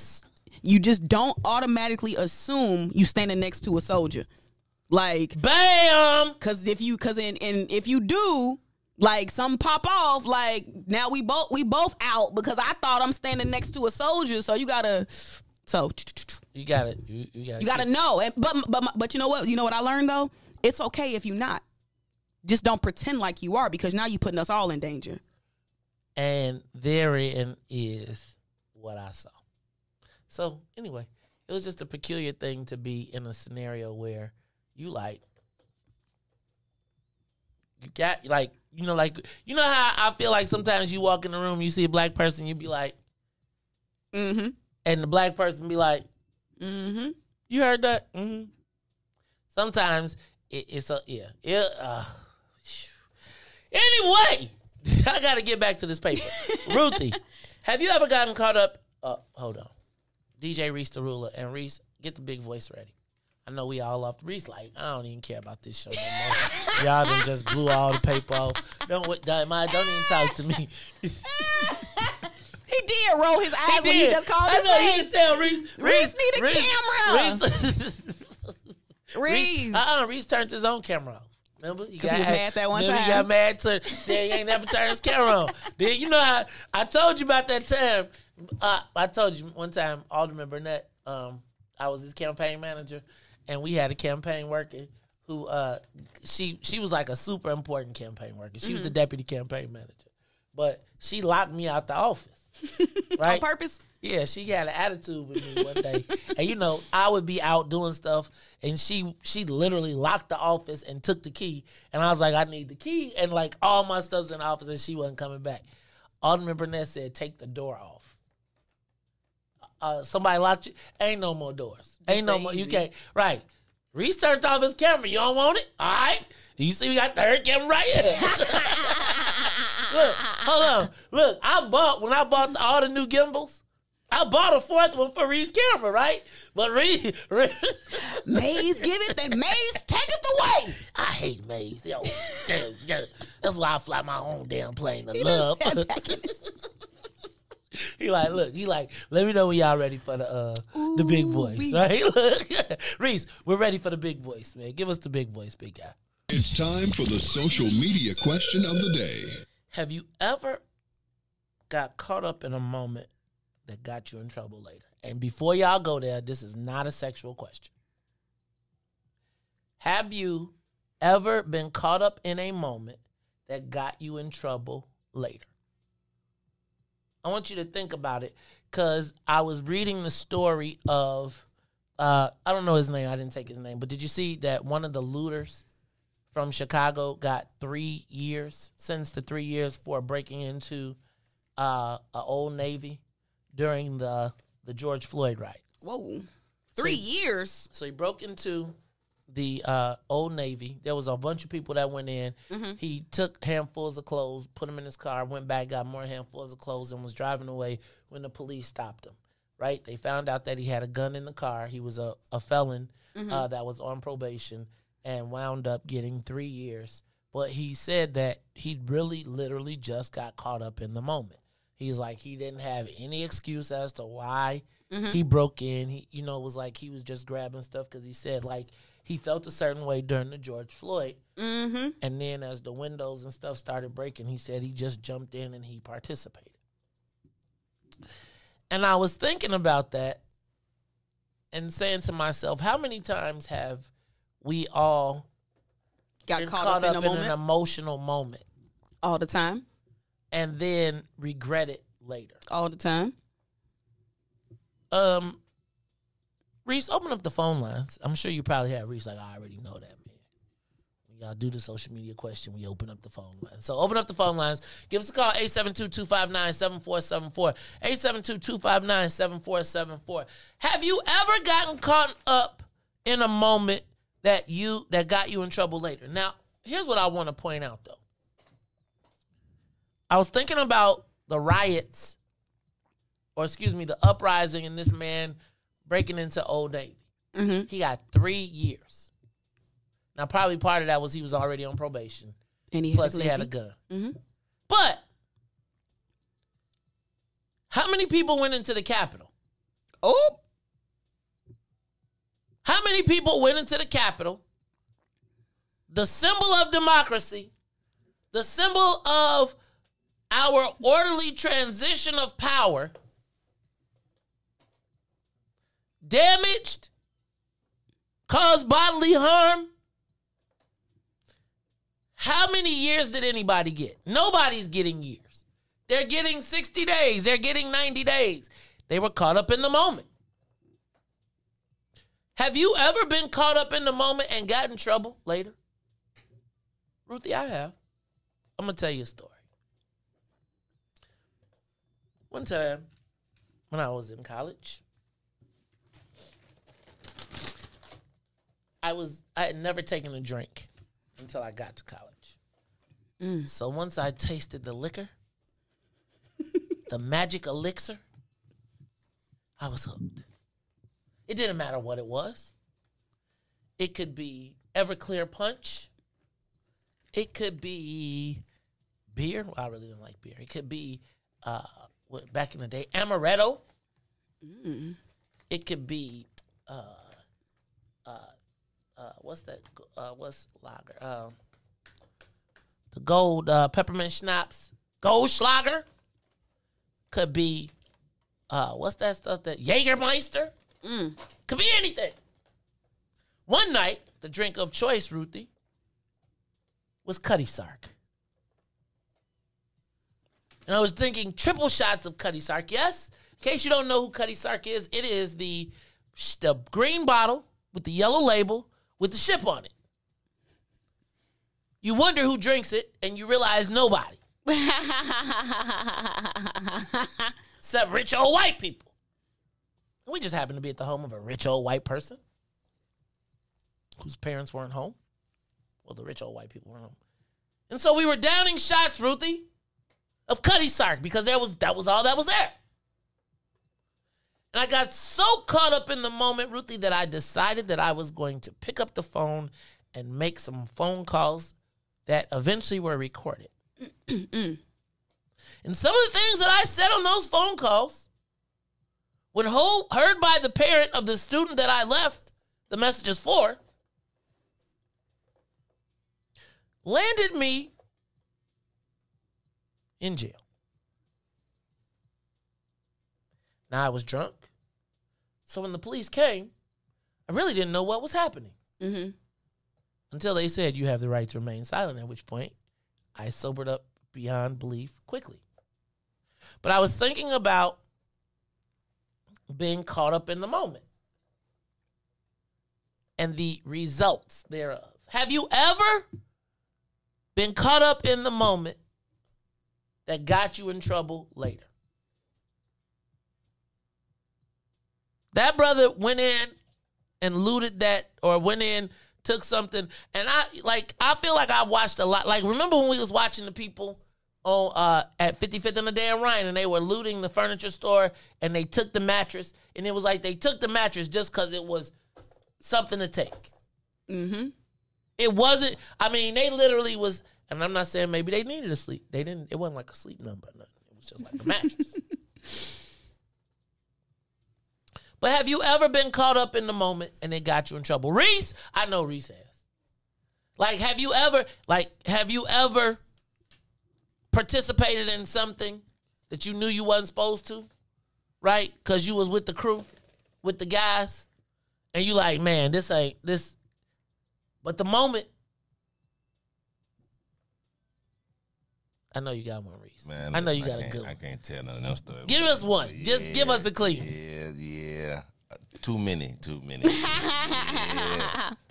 You ever been around the people and you be like, man, this, like, have you ever been somewhere when you with people who have a different set of standards than you? And you be like, wait a minute, like, when you be like, you be like, let's go outside and I'm mad. They be like, yeah, let's kill them all. And you be like, they be like cleaning guns and stuff. You was like, I thought we was fighting, right? Have you ever been, peer pressure? When is the last time peer pressure got you? When last time peer pressure? What kind of can people peer pressure you? I mean, I've dabbled in, situations, but it never with like adverse consequences in that way. Yeah. You ain't never so maybe I just been lucky. Because I think we all one situation away from probably some real big trouble. Particularly in my younger days. Now I'm pretty yeah. I'm so straight laced. Like, you ain't gonna probably catch me in no big crowd. You wear stockings now. You like, I wear stockings now. And I'm probably like thinking about the consequences too. Like, you know, but I ain't gonna say I ain't gonna engage. I'm just gonna probably leave before it get too crazy or something. You ever been somewhere where you like, you know what? Let me leave. All the time. About time for me to go. All the time. All the time. Wait, the guy that was the shaman, the guy with the shaman got 4 months, Reese. Remember the guy who was with the fur with the water buffalo hat? I call them little Viking horns. 4 months. Dude got 3 years. This dude was sitting in Nancy Pelosi's chair. Remember the dude who had his feet up on the desk? Yep. Walking around the building like, where y'all at? Let's go to the live line. Have you ever got caught up in a moment that got you in trouble later? Tell me about it. It's the Maze Jackson Show. Who is this? Good morning, Maze Jackson. Byron speaking. Byron! You ain't even called to talk to me. You know you called to talk to Riis. That's your man now. No, I called because your dad did not beat you enough. He did not whip your ass enough. Oh, my God. He didn't beat you enough. The first rule is don't hang around with friends that don't think like you. That's the first rule. You don't bring nobody to your house that don't think like you, because you ain't gonna get another whipping because if they mess up. So if you walk around with people that don't have the same views, you might get yourself in trouble. That's your problem. That was your problem. You didn't get beat enough. But anyway, that's not what I called. I called because the guy in the horns got 41 months in jail, and before he got his trial, all of them, 90% of them, are in solitary confinement. None of them got bail. Almost all of them did not get any bail. And all they were charged with was trespassing, Maze. So get it right. This is vindictive for those people. Wait a minute. They were all being charged with trespassing. Wait, what are you saying? So you're defending the people who went in the Capitol? No, what I'm saying is their punishment is much more worse than what everybody else is getting for the same crime, for trespassing. It's trespassing when you break into some place.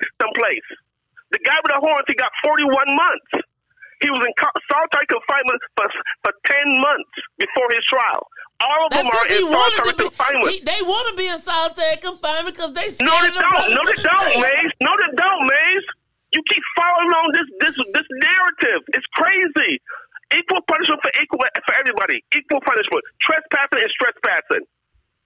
I'm just telling you. Trespassing on a national monument, trespassing in the Capitol is different than trespassing on your lawn, brother. That's a federal offense.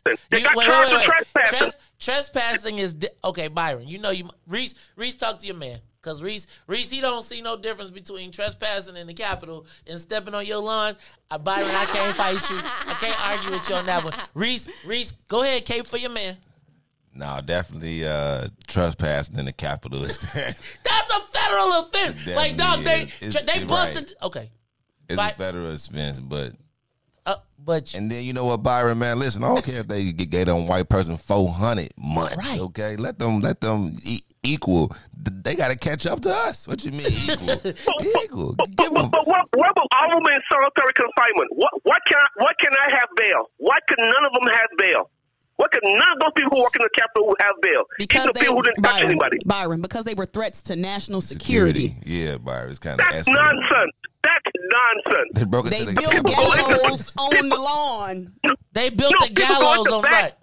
If the black man don't run the other way, Joe, somebody is getting cooked in the Capitol. You gonna see somebody dead. Like did you watch the 2 hours in the Capitol? You really need to watch that.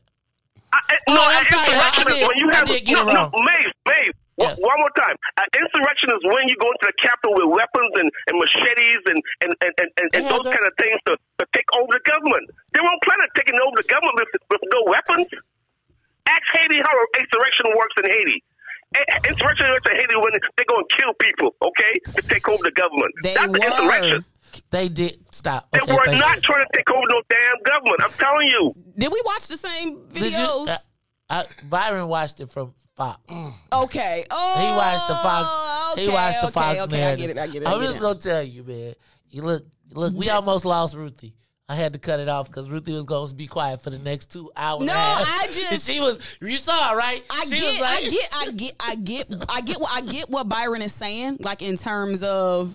I got the miles wrong. Yeah, like I get what he's saying in terms of the amount of time that they got, but terrorism, I mean, that was terrorism. It was not, thank you, Ness, but it was more so, it wasn't just trespassing. Like, they literally were trying to maim and murder. And I don't think we should downplay that. It was not just a group of people. Like, that was an organized takeover, like, with weapons. They did have weapons, and people died. Like, he act like it was just a parade that went awry. Like, no, they planned. Them people, maybe like you said, Byron, you gotta diversify your news a little bit, cause. So let me say I got the punishments wrong. So it was 41 months. It was 30 months. Angela, ooh, 41 months. I mean, I feel like, man, bro, for trying to kill elected officials. Yes, Angela, tell us, man, what did we miss on the sentencing? All I'm saying is, it's like 3.5 years, though. Hey, Joe, he had priors, right? And he was on probation. Right. All I'm saying is, if any, the white sentences for going in the Capitol should be quadruple the top black sentence. Like, you went in the Capitol, yo. It's terrorism. Riis, you right there. You just should have just keyed it right there. You should have just hit it. Like, come on. Matter of fact, since you are on that, Ruthie, and you done hit it like that way, Riis, get it ready, and let's just go ahead and hit it with the terrorism. We'll be back after these messages. We're going to hear a little break from our guy, Ness, and then we're going to talk to Riis with some traffic news and the weather, and then we'll be back. The Maze Jackson Show will be back after this break. WIIFT PM. I turned. Shop at Black-owned and operated Solo Beauty, where you are appreciated and respected. Located at 8158 South Cottage Grove, Solo Beauty can supply all of your black hair care needs. Solo Beauty is open from 11 a.m. to 8 p.m., Tuesday through Saturday. Broken screen? Crashed system? Are you in need of spyware or virus removal from your computer? Well, contact RPC Computer Repair in South Shore and let us help you with all your computer repair services and print needs. Need office or print production services, copies, scans, fax, or even notary service? Then stop by and support RPC Computer Repair and Print Shop, located 1741 East 71st Street in the 71st Street corridor, newly revitalized South Shore areas, and let RPC be your one-stop shop, where we believe RPC is your PC. RPC Computer Repair is also a UPS access point where you can drop off and pick up your important packages. So let RPC be of service to you. Call RPC Computer Monday through Saturday, 8 a.m. through 6 p.m. at 773-966-4457. That's 773-966-4457. Visit RPC at rpccomputeringinc.com for more information. And now, traffic and weather. Good morning. What's in it for the Black People Media family? The time is now 7:38 a.m. and I'm Riis the Ruler with your Chicagoland area sports traffic and weather update. Sports, the Chicago Bulls get the job done last night as they beat the Denver Nuggets at the UC 109-97. Over the traffic on the Kennedy, O'Hare to the Loop, 49 minutes. Outbound to O'Hare is now 45. On the Edens, Deerfield to the Exchange, 48 minutes. Exchange back out to Deerfield will be 54. On the Eisenhower, Thorndale to the Loop, 1 hour. 42 minutes will be back out to Thorndale. On the Stevenson, from I-355 to the Dan Ryan will be 57 minutes. Outbound will be 40. On the Bishop Ford is 35 minutes from I-80 to the Dan Ryan and 27 minutes to I-80. The Dan Ryan is now 19 minutes to the Loop, 13 minutes to 95th. On DuSable Lakeshore Drive South, 55th to Jackson is 9 minutes. Jackson to 55th will be 7. On the north side, Randolph to Bryn Mawr, 8. Bryn Mawr to Randolph will be 10. Today's weather, it is currently 16 degrees and partly cloudy. Today will be a high of 27 with a low of 12. I'm Riis the Ruler, and now here's terrorism here on the Maze Jackson Show. administration is releasing what it calls a new strategy to fight domestic terrorism. Following a 100-day review, federal officials are now laying out a new plan hoping to deter, detect, and prosecute domestic terror. They went to the Capitol waving their flags and looking for smoke. He was out there looking for justice. They was over there looking for votes. Ashley Babbitt was with him and told all the people that nothing could stop us. She climbed through the Capitol window, breached security, and called a shot, bro. The media say she a veteran. They paint the picture to make her look greater.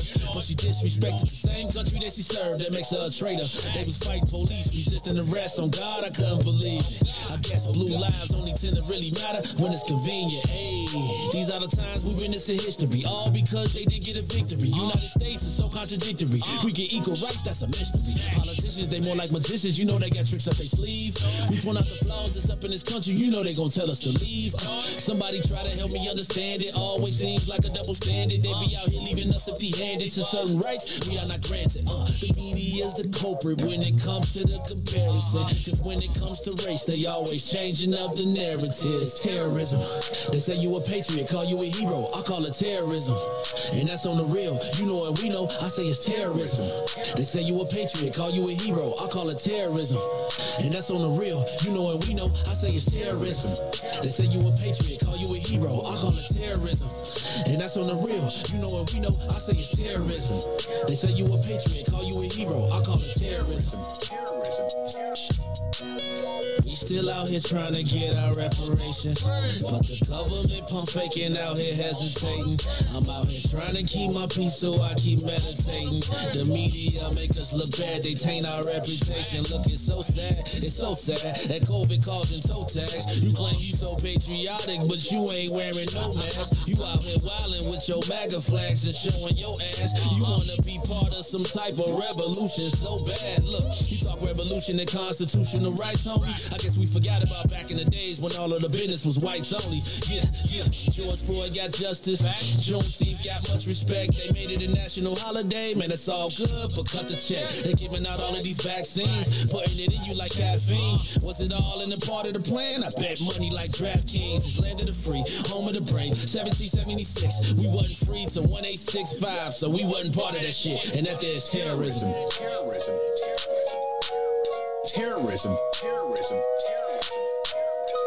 You are listening to the Maze Jackson Show. I'm your host, Maze Jackson.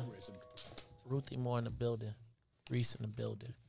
Byron. It was terrorism. I'm just saying, Ruthie was like this. No, I like she started doing. I was like, oh Lord, she gonna be quiet for another hour and a half. I don't be doing that. You man. do. You be coming in and getting an attitude. I'm working on I'll it. be like, hold on. I'm supposed to have attitudes around here. You be tripping. All right, let's go. I'm gonna move on. Let's see. Ruthie, did you see the WBEZ story in the Chicago Sun-Times about, they suggested that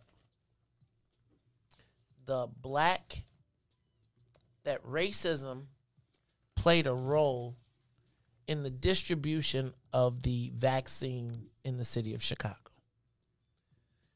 They allege that based on comparative studies and data, which I know you suspect of data, because it can be manipulated. But Ruthie, they say that by the sheer, that while we were sold that the reason that we were seeing so much death in the black community was vaccine hesitancy. Mm-hmm. Correct me if I'm wrong, but that article implies, or that study implies, that there was significantly less dosages distributed in black neighborhoods. It was, I'm going to say it's interesting because yesterday I was watching Chicago Tonight and I thought they were going to be covering this story. Mm-hmm. But they were talking about how in the world, how Africa got less shots distributed to them. Mm-hmm. Like I want to say they said they were only at 40% or 4. I don't know if it was 4 or 40% vaccination rate, but they were saying that significantly less doses even went to Africa. And while people were getting doubled and tripled in European and United States, the first shots hadn't gone there. And I was like, man, are they talking about what happened in Chicago? And essentially the same exact thing happened on a national level, happened on a local level, which was when the resources were distributed, less were given to black areas. Talk to me about what you saw in that article and what it seems like I might be missing in this story. No, I think you're pretty spot on. I actually would like to take us back to that time. Like, and I know some of us done forgot what it was like when the vaccines first rolled out. But remember, it was a mad dash and a panic to get that vaccine. So much so that we remember some of the corruption surrounding the allotments and who got it. And I vividly remember that there was lines and lotteries and just sheer panic related to the rollout. So I think let's not forget that. Now, couple that with these underlying data points and statistics, and we can clearly see why that hysteria existed. Like you said, it's just was unequal distribution. I remember people calling and saying, "Can you get the shot?" Remember, can you know somebody that could get me the shot? Maze, do you think we have we forgotten how they rolled? And I think that's the thing. We forgot what it was like when they first rolled out them shots, and people was literally backstabbing each other to try to get them. And then I want to take you back to that time, because remember I used to be like Ruthie, and I remember talking to people and it was like white people was in line in all of the black neighborhoods. In the black communities also. Right. In the black communities. Like you would go to your place to get Pembroke, Kankakee County, like white people from far and wide. Because they took the rules off that allowed people to come get them. And they came, and not only did they flood there. So let's back up.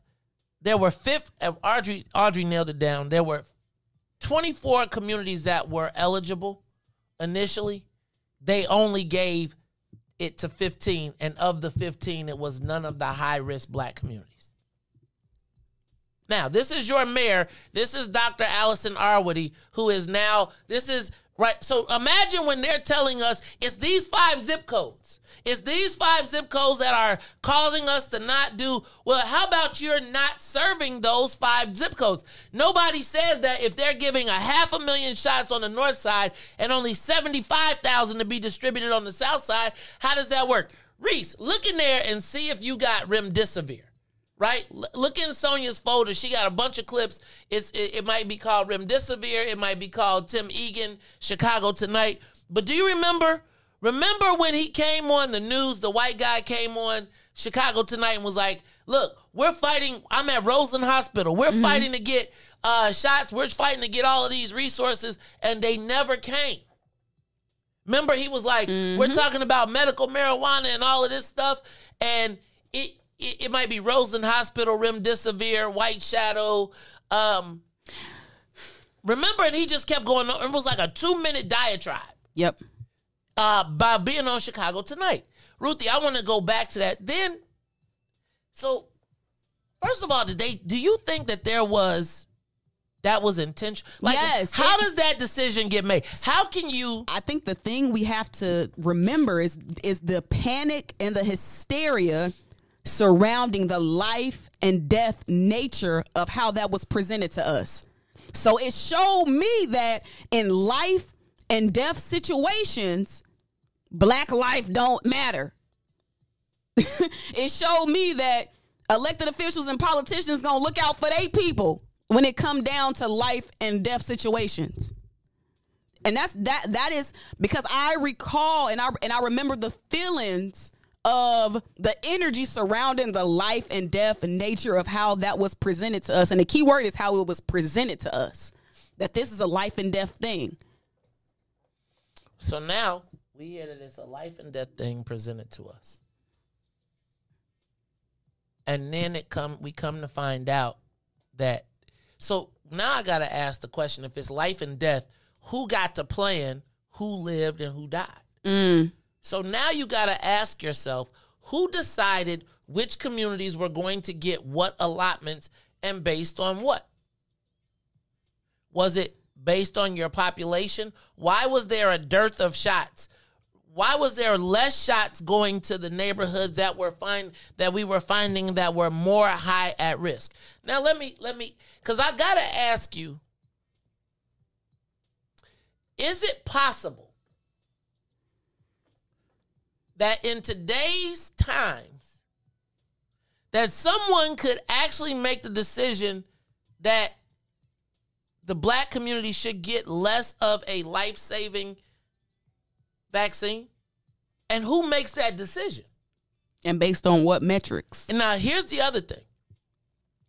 So now we got Dr. Allison Arwady and we got Dr. Ezike. Where do we fit in that mix? So let's start there. Now let me, because I got to understand how when you read this, and then one of the things they talk about is in the black communities, not only where they could do them, but the lack of access to transportation, the lack of access to getting them clinics, etc. And then think about the fact that during this same time when this panic was happening, the choice was made to build a temporary hospital at McCormick Place at the cost of tens of millions of dollars that they only used for 2 people while black people continue to die. Stand in line on the south side of Chicago. Now I want to wrap into this story that as they find out, and think about the life and death nature of this vaccine that it was presented to us, as you say. So think about now Loretto Hospital. And think about, put Loretto Hospital in the mix of this context of this story. So now we have this life and death vaccine of which less has come to the black community. And the person over the distribution of it is taking it from our community down to the Trump Hotel. Come on, Mace. Now, you already got less of the vaccine. They are telling you, they are chastising you, saying that black folks are scared of the vaccine, which makes you feel like, okay, well, we can go redistribute it. So now I'm selling you this narrative of black folks are scared of the vaccine, so they don't need it anyway, so that you feel good in your conscience when you're using the vaccines that were supposed to be distributed in the poor, least fortunate. And then they trading black life for lunch. Woo! I mean, he was trading it at restaurants, remember? Yes. For jewelry. My restaurant, my jewelry store, my hotel, my place church, where I stay. My church. Black people are we're being told that we don't want the vaccine, so that, remember, we got the doctor that took it to his family from the hospital and created a whole little network for him and his family because they thought they were going to die. So the question becomes,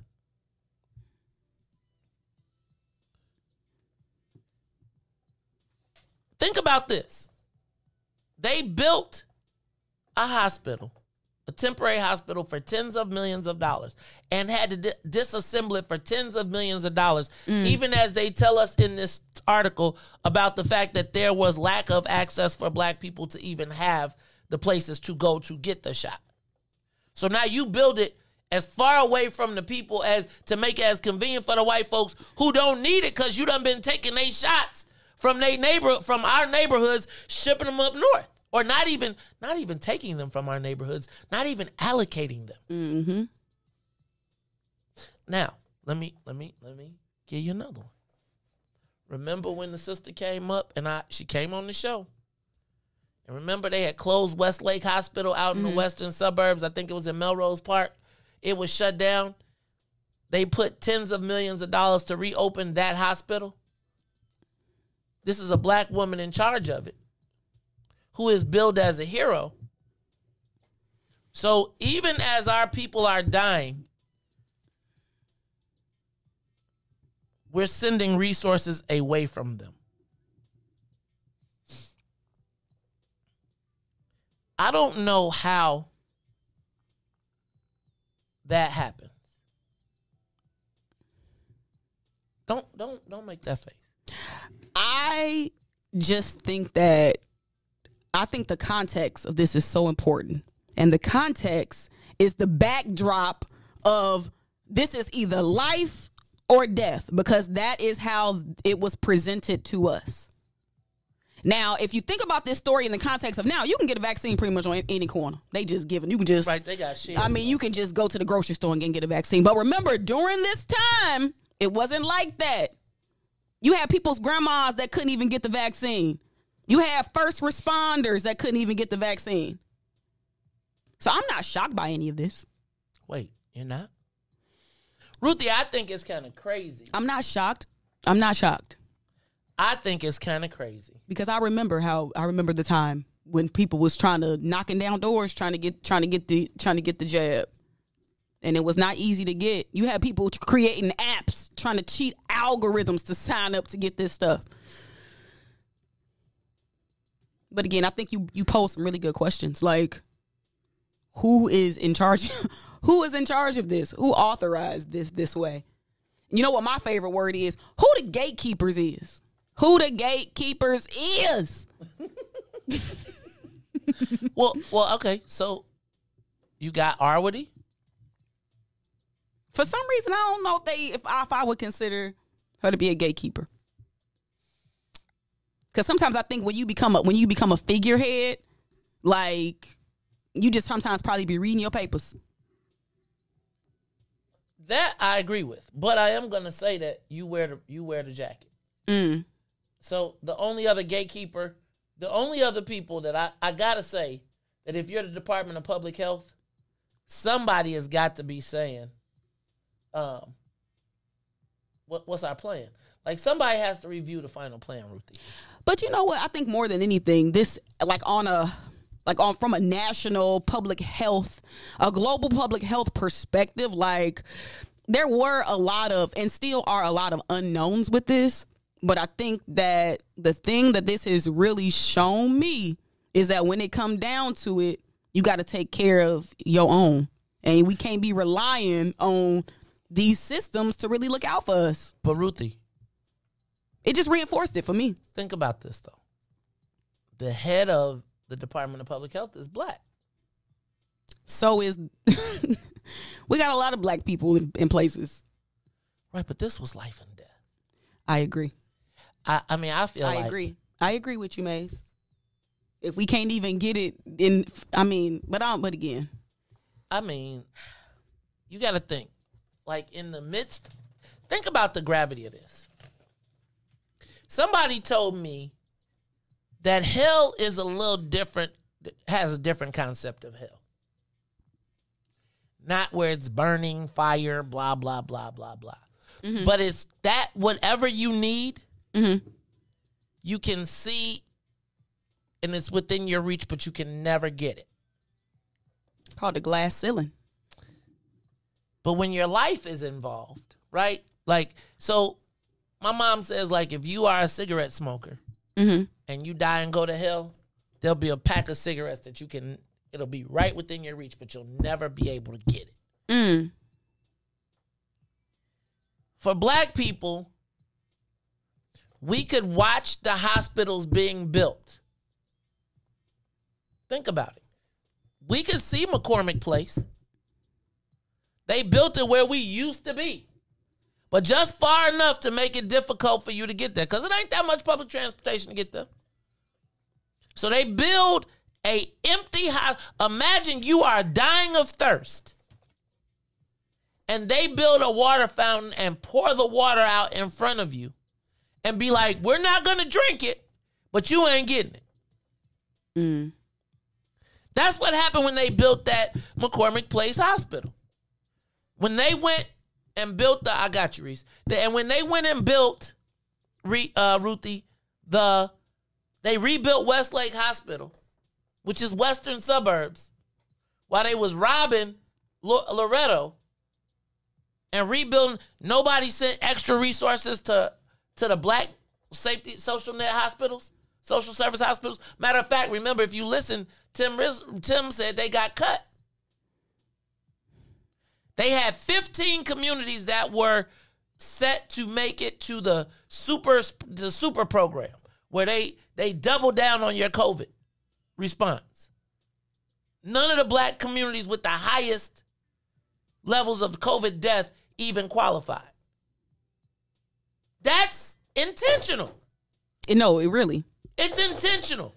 Hey, y'all, this is the Maze Jackson Show. Thank you to everybody from WBGX 1570 AM. We want to thank you and let you know we're going to continue this conversation, so you can join us on Facebook Live, YouTube, Twitter, or Twitch. Look, when we come back, we're going to continue this conversation. Y'all give me a call. 872-259-7474. Your thoughts on this. Like, do you think this was intentional? Like, really, do you think it could be intentional? That they said, like, how, I don't understand. Get the numbers. Tell me the difference between the number north and the number south. And tell me how we could justify that in our minds. Who justified it? Who was the person that said, here's how this math will work? It's the Maze Jackson Show. Or did they say they'll never find out? It's the Maze Jackson Show. We'll be back. The Maze Jackson Show will be back after this break.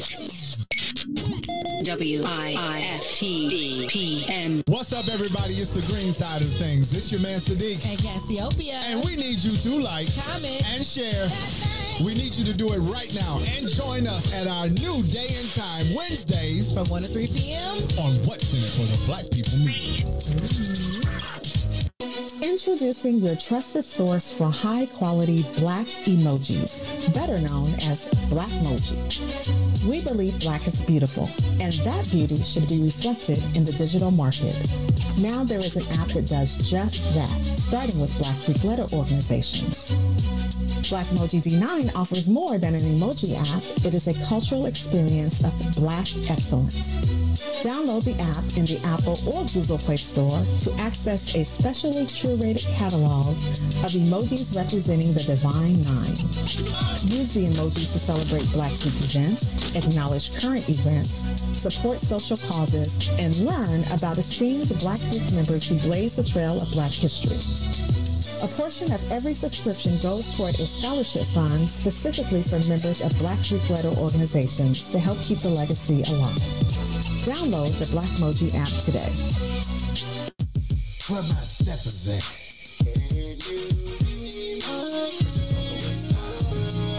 Christians on the south side. Christians on the north side. Christians on the east side. Christians on the west side. Christians on the south side. Christians on the north side. Christians on the east side. All around the world. Baby, please come to me. Let me be your fantasy. Baby, like the tree, I will be all that you need. I'll wrap you underneath the mistletoe. We can sip some wine, kiss you from head to toes. Baby, don't you ever, ever let me go. I want you to know it's alright. Wishing you be my boo. Can you please be my Christmas? Arms around me. Wishing, please, can you be with me, baby, on this Christmas? Step this way. Come on, baby, ride with me in my sleigh. Tonight we're gonna party, girl. It's time to play. Baby, and you gon' do it on Christmas Day and go all the way. Merry Christmas, baby. Merry Christmas, baby. Merry Christmas, baby. Merry Christmas, baby. Merry Christmas, baby. Merry Christmas, baby. Feliz Navidad, baby. Feliz Navidad. Wishing you be my boo. Can you please be my Christmas? Be my Christmas, baby. Be my Christmas, baby. Wishing, please, can you be with me, baby, on this Christmas? I got something very nice for you, and got your shorty baby too, babe. Back to the Maze Jackson Show. You are listening to the most dangerous show in the morning. This is What's in It for the Black People Radio. Maze Jackson. Maze Jackson, the most vociferous advocate for black people in the world. For Ruthie Moore, for Todd Stoger, I am the host of the Maze Jackson Show, asking every single day, what's in it for the black people? And if you don't like it, you can still tell them Maze said, Mayor Lightfoot, man, we ain't accepting that. We ain't accepting that. Let's go. Yeah.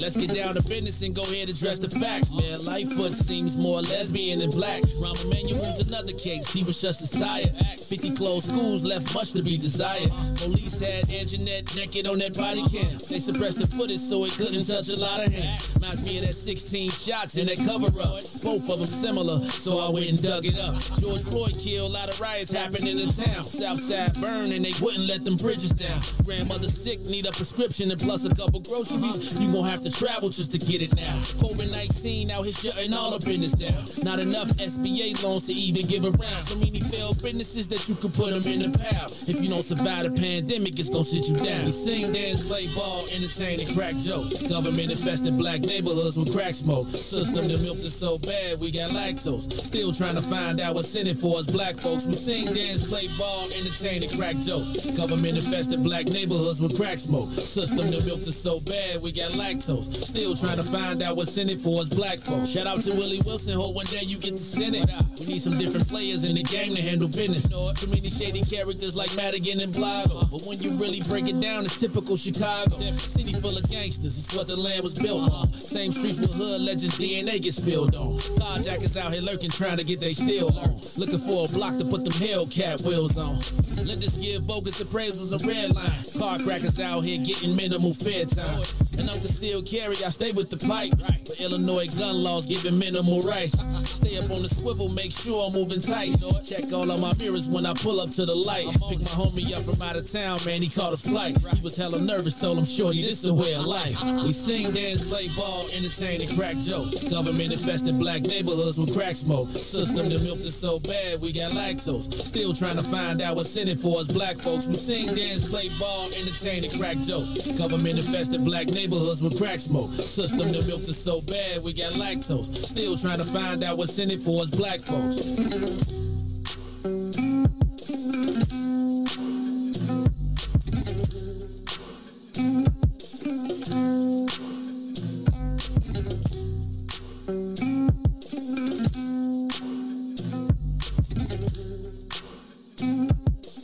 Wake up, Chicago! Wake up, world. This is the Maze Jackson Show. Why are we so close? Cause, Ruthie, I think people be like, Tiger be like, I like the split screen. You have your own. Sometimes I don't like all the headspace above us. So it's all good. You know, we work it out. We flip around, do a little different thing. We've been playing with the camera angles. I'm almost this close to letting Riis handle the cameras and taking this away. And giving them the cameras back. I seen him doing a little camera work. When I see him do some more, I might go ahead and let him go ahead. Because every time you tell Riis something, he be like, I know that already. I was going to tell Riis about transitions, right? Because Riis don't be knowing about them. But the second I tell him about transitions, he going to be like, I knew that. He know. He going to be like, I knew that. So, like, you know, he going to be like, I'm going to say, Riis, you got a hard cut. Instead of a hard cut, why don't you try the twist? He going to be like, I know that already. And I'm like, Riis, then how come you don't put the twist on? You going to see it in a minute. Because he ain't even know what button it is. That's okay, though. I'm going to show Riis one day. I'll be giving him the trade secrets one day. As soon as he do it, then I'll be like, I do it right in front of him. See? He be knowing. See, he just missed a flip. He just missed a flip. Talking that smack. The old Riis the ruler. DJ Riis. It's 8 o'clock. Riis feeling some kind of way because you hear Ruthie. He like, I used to get all the attention. I was the co-host. I like it when Ruthie hit, though. I can just sit back here and push the button. Riis gonna be a star one day. He got his own show. I know he do got his own show. I went to the game. You know what? Now that I think about it, one of these days we gonna all go somewhere together, like something big together, and just be there. That's a celebrity overload. Well, I don't consider myself a celebrity, but I would love to be in the same space with all three of us. I'm trying to make it to the B list at the same time. I think I'm C right now. Oh. I was told in Black Chicago I'm probably a C. Regular white, I don't even know if I got a grade yet. Z. I would argue with you. I'm trying to get to the B list. I would argue that you probably are. I think we are Chicago A-list. Black Chicago A-list. You say, well, you might be A. I'm trying to work my way up, Maze. So I would say if we went to a black event and like the three of us showed up, now maybe solo dolo y'all might be a little it might be classy. That's why we Z. No. If we all showed up together, then I have no doubt we A. I have no doubt we Black Chicago A. Now, y'all solo dolo, y'all could be able to talk y'all way in. Oh, shout out to the lady at the P.O. box that knew me. I can't remember your name, sis, but hey. See how she gonna be. So I would say that you Chicago, if we all together, y'all Chicago, like I really do, now that I think about the Chicago Elite Classic, I wish we would have all been there together. And I also wish, I really wish that I would have thought about it, I would have called you and said, come on, go with us to the DePaul game. Because DePaul versus Loyola game, you was the alma mater, right? We was there with Who won? Loyola. Mark, we was there with Mark Aguirre, which was one of the very first times he had been back, right? But I'm just telling y'all, if all of us would have been at the Chicago Elite Classic, y'all would have been like, oh, I could get with this. Because Todd, look, I was mad. Todd was back there living off us. Todd all in the VIP, balling out. Got lamb chops, chilling out. I'm like, how you get in before us? And then didn't even call us. And then told you, oh, Maze, I'll see you next week. Hey, Maze, I'll see you next Friday. Show Friday. Todd in the VIP. Todd showing up. Todd and Hines in the VIP. Hines, where my money, dog? Dang. He was like, damn, really? Where my money, dog? And you know I had a few drinks, too. It was over with. So I was, Hines, you better give me. And Todd, you ain't been to work. How you going to be at the party you ain't come to work? He bold. Todd. He bold. Todd, you know what? Todd is not bold. Todd is just DGAF. What's that? Don't give a. He just be unaware. Todd just be like, hey, it is what it is. I was like, coolly aloof. On purpose, though. Sometimes. Yeah, I could give you that. So, Ruthie, yeah, but if all of us would have been there together, let me tell you. Because the way they was showing me love, it would have been, I would have probably not liked it, though, because I probably would have had to split it up by 3. You know he don't like Shan. Nah, I probably would have been like, y'all got to walk behind me. Because they would have been, because you know everybody got their favorites. You know, like in a band, like everybody like the lead singer, but then it's the people that be like, bust the lead singer because he the lead singer. And, you know, sometimes I don't even say you know, like everybody loves the lead singer. So then you got to go find your own person that you be like, me and them, that's my person. So all the people be like, Ruthie got a whole fan club. Like you got a whole little group of people that be like, where Ruthie at? That's why I was not at the live broadcast, because I was out kicking it with the people. I seen you getting picked up and passed around, and people don't say it like that. But they was like, look, I was around here like, look, Mace, I can hold Ruthie out one arm. I'm little. I was like, if you don't put her down, dog. Sometimes I think dudes just be doing that because I am little, so it's like, ooh, look, I can pick up with 2. Like, stop playing. Well, they was so anyway. Yeah, I'm just telling y'all would have been at the game. It would have been over with. No, like we would have had the VIP. We could have said Dr. Whitaker should have just had us do a live broadcast. Next time I'm gonna tell him, let's let us broadcast live. But I want to broadcast from the Nike room, because the Nike room, like you know, you be thinking you VIP till you be looking at the curtain, you be like, they got massages back there. I'm like them little high school kids back there getting leg treatment, back treatment. They got fried chicken. Like you in 3rd grade. That look, Anthony Beckham teams, the little Bulldogs was 15 years for 13. They around here Nike bagged up with, and I'm like, how they get all the plugging with? The merch. One day I want to be important. Me too. Ruthie. I'm on my way. They don't be sending us no stuff. They don't be giving us no stuff. I don't be getting no shoes. And I used to get shoes in the mail. Really? I used to be plugged. And now it's like, you be black and people be like, skip you. People be giving me books. I don't want no damn books. Buy my own damn books. That's like a house gift. Like, I don't want no damn book.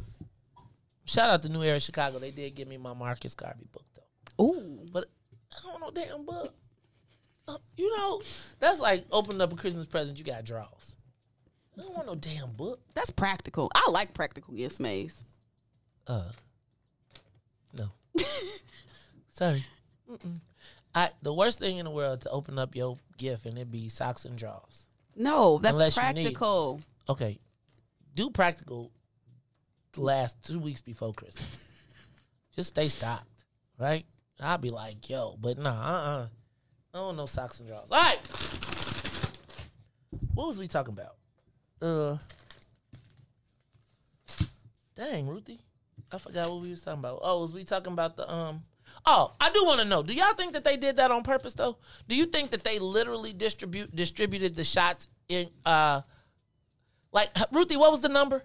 Like they said, my bad. We just been. I forgot to look. Let me okay, look. so Ruthie gonna tell us. In the meantime, we're gonna go to the live line. Do you think that they distributed the shots based on race? Give us a call 872-259-7474. Caller, are you there? Yes, May. This is Uncle Rosie. Uncle Rosie, how are you? What's up, Uncle Rosie? You know what? I decided I wouldn't call for a while. I just wanted to lay back and chill until I was highly motivated to say something. But, you know, your conversations stimulate so many. You open doors. But before I go further, I've always tried to classify you into some kind of category that I would feel utterly comfortable with. And until just a few moments ago, I realized how I'm going to categorize you. Clarence Avant. Who? What? Avant. You remember the guy whose wife got shot in California in the break-in just recently? Yeah. He was called the godfather of, we just named it, well, basically entertainment, politics. He was the guy. Well, anyway, he's on YouTube. You ought to check him out. Class Avant. Oh, I know. But anyway, I've worked with him before. Oh, okay. So I thought that best classify how I think of you. I see in so many ways from the things you say and the things you try to do, then selfish acts, and everybody had to come back and say, you know, it wasn't a type man, it would not have happened. So anyway, if you ever want to define yourself other than you are, or to explore a better definition of yourself, try it on. It might work. Now back to some other things you caused me to think about. Maybe we are seeing only an illusion of what our real reality might be, we black folk, that is. Because I realized when I first came to Chicago back in December of 73, I saw Chicago with a brand new eye. Having been here since, I must say that I have seen some progress. So much so it puzzled me. I couldn't understand. I hear the cry, the hue and cry of desperation of my people, and yet I kept saying, I see success all around me. What is it? What am I missing here? And it came to me that there are stratas of black folk. We're not homogeneous. You know, we once we realize that we live in stratus, classes, and all these kinds of divisions that separate us, and then we begin to say, okay, what's my interest? And they might not always be the interest of a group of us. But I'm trying to find that one idea that binds us all together. And it says that Black matter matters. So anything about this stage, this matrix we're in with the COVID-19 and all of the things we have been maneuvered, like they say, the herd mentality, been a part of it. But look, I'm not going to abuse your generosity and allow me to speak to you and to your general public, but But yeah, love you. Bye. Hey, love you back, Uncle Rosie. We appreciate you, man, and I always appreciate the inspiration. You know, Uncle Rosie talks about so Clarence Avant, they called him the Black Godfather, but I looked at him more as a facilitator of relationships. I think Black Godfather sometimes conveys the concept of a gangster. Oh. As compared to a power broker. Mm-hmm. It is my hope at some point to become one of the power brokers in Black Chicago. Always knowing that my purpose is not myself, but our collective good. Now, I ain't taking no vows of poverty. I got to tell y'all it one more time. Because you know the second you do anything. But I do think that there has to be a facilitator or some facilitators of our energy and our political power. And I do hope that at some point Black Chicago will entrust me with helping to shape our direction and our future in that space. Not to do it, but to share in that process and be able to utilize the talents and the information that I have for our greater good. So, Uncle Rosie, I am honored that you would even think of me in that light. But, you know, I would run from the concept of Godfather only because it has a connotation that brings a gangster mentality to it, which, don't get it twisted.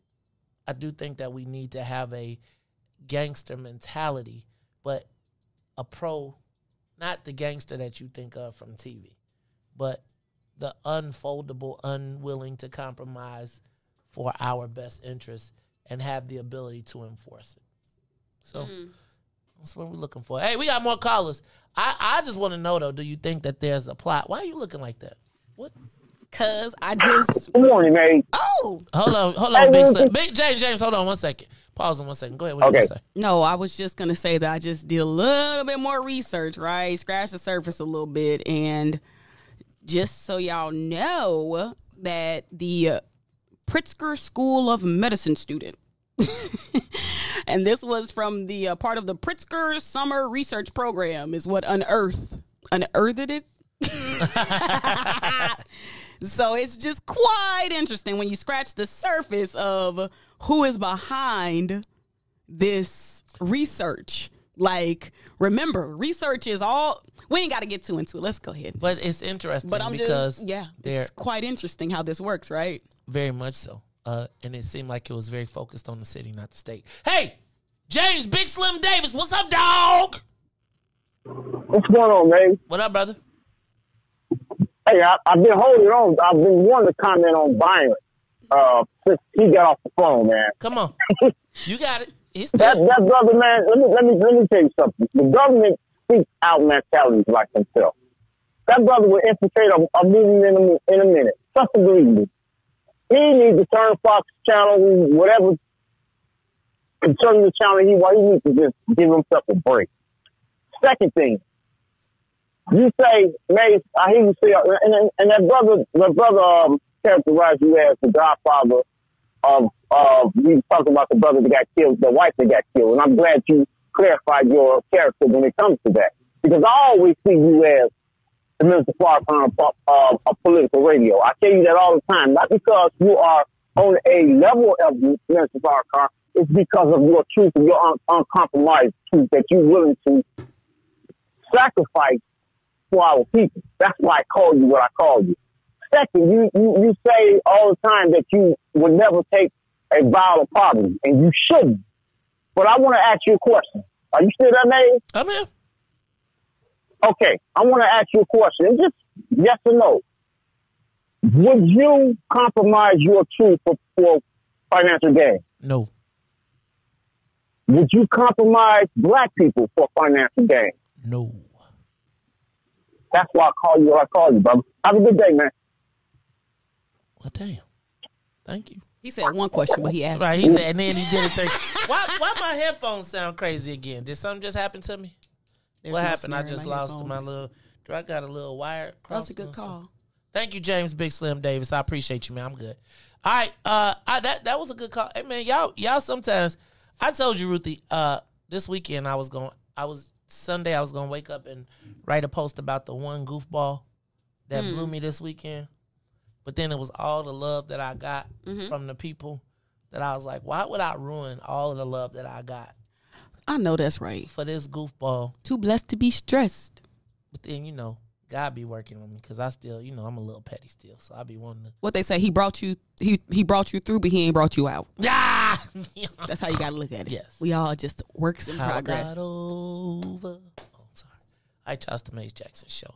We got anybody else on that line? Give us a call, 872-259-7474. Do you believe that there was a plot to starve black people from getting the shot? Did you give me the number yet? My bad. I started looking up Pritzker. I saw Pritzker name and I said, "Oh, squirrel! Who got the squirrel complex today? Shiny thing. Could you look up and find out how many shots they gave to the South Side versus the rest of the people?" It's the Maze Jackson Show. Caller, you're on the show. Caller. Good morning. Good morning. Well, hey, Maze, this is Jacob. This is brother Jacob. Jake, where you been, dog? Jake finna. Hold on. I heard you every now and then. Hold on, Jake finna whoop us on this taking the jab. He about to tell us about. Yo, you already know. So let me go ahead and get the preface on. Come on, Jake, you got it. Okay. All right. This is the thing. First of all, it was a worldwide phenomenon, and it wasn't us. Y'all believe they narratives. I can't believe y'all. In 2021, y'all still believe the media. Y'all believe they false lies still. If you had yourself together, first of all, eating right. You know what I'm saying? If your diet was together off that pork, off that shrimp, and off that stuff, you ain't got to worry about it. And the ones I see, my nieces down here, you know what I mean? They from Chicago, but they live in Dallas. They got the shot. No, she an artist. She go to a selling her painting to a gallery or whatever. She get it. My friends who's bragging on Facebook, they got it. And then it'd be like, okay, if y'all so protected, you ain't got to worry about it. With your mask up for? You think I'm gonna put something in my arm that I'm not really even sure of? Something that they rush to the market. Now, those who done it, cool. But then the ones who haven't done it, they try to posterize them like, oh, you might go to the hospital. Okay, we have examples.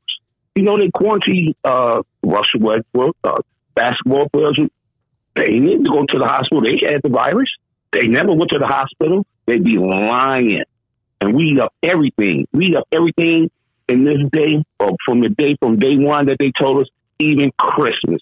Everybody knowing the word, what it say up in Jeremiah, whatever, that those deception ones who cut down a tree and put ornaments on them, don't do it. Don't do it. And another thing about hell ain't nobody waiting on getting no cigarettes in no hell, bro. Nah. You Christians, y'all Christians, y'all need to stay out the book because y'all be sounding real silly the ones that know and be trying to claim the book of us and put y'all little stuff don't make Christmas ain't in the book. None of y'all what y'all do in the book. Y'all need to go find y'all another book. Hey, shalom. Love y'all. Shalom. Shalom. That's Brother Jacob. Look, and Brother Israel on the other line talk about shalom. Shalom. Shalom. Somewhere in there we going to get it all together, though. It is the Maze Jackson Show. Ruthie, you better not have... You got a Christmas tree? What? No. You don't? No. Where do you put your presents? What presents? And on that note, next caller. Caller, you on the Maze Jackson Show. Good morning, Maze. Good morning. Good morning, Ruthie. Good morning. I think the plan with the scarce resources was intended to skip the black community. That's just how it is. I had to get the shot using my federal credentials down at McCormick Place, and there were very few blacks down there. Yes, it was for law enforcement, but the fact of the matter is very few blacks. That's just how it is. Period. The unfortunate state of America. Like, I guess my question is, they could just do it just like that? Or do you really, like, did they, like, my question is, was there a point when somebody looked at the numbers and said, was there a question when somebody looked at the numbers and said, okay, we're going to send how many, Ruthie? You still ain't got no number for me. I'm going to fight you. My bad. You supposed to be my researcher. So is it all right? So basically, the way that it worked is that they did this. It's called a COVID-19 Community Vulnerability Index, right? So they used this index to rank the 77 Chicago community areas. Now, what type of data points did they use to like create this assessment? And it was based on things like disabilities, senior populations, like first responders, etc. So in the ranking of that, basically 24 community areas got ranked as quote unquote high, right? And then out of that, they took 15 and prioritized them for extra doses. So I think really the questions are surrounding the measurement with this community vulnerability index and how the results of that data were then used to distribute the vaccine. There's a discrepancy in between that study and how the rollout actually happened. So that's where the whole inequity, I'm putting it in air quotes, right? That's where the whole inequity piece with this study comes in, is saying like, hey, if y'all already knew that these community areas was the most impacted, why didn't they get the better rollout? And then when y'all adjusted the rollout, there were 24 high priority communities, but you figured out how to make sure that the shots went to all the white ones, not the black ones.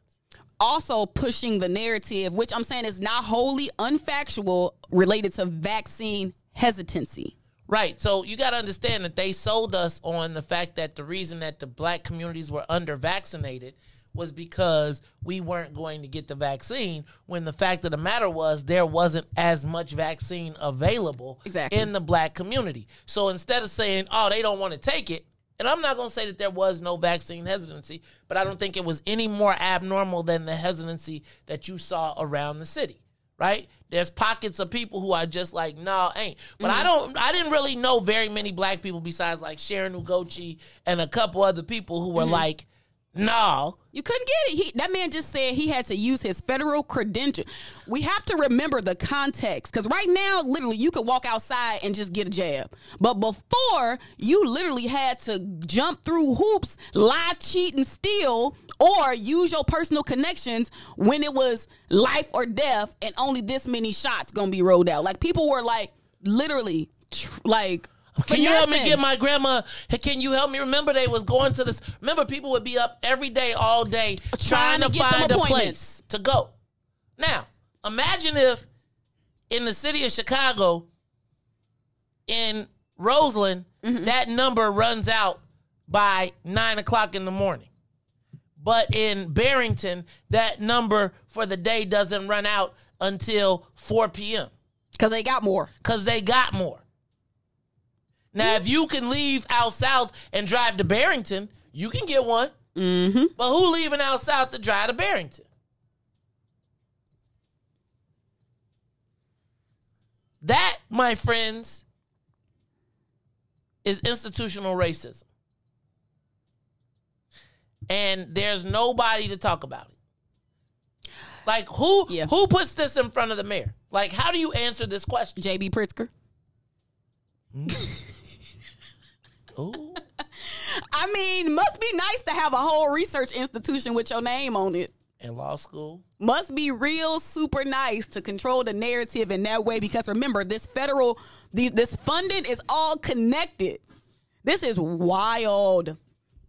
And so like that was the question you asked. Is there ever something that you did that you later then got caught for?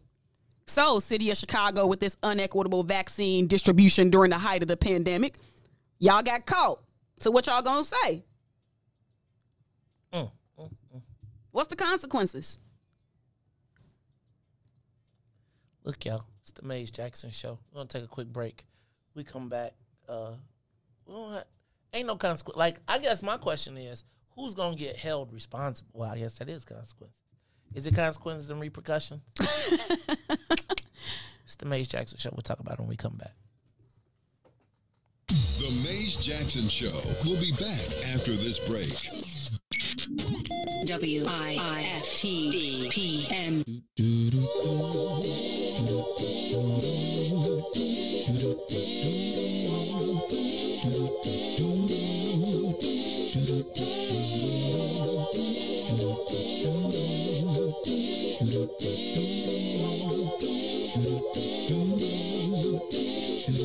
Well, sometimes I go out by myself and I look across the water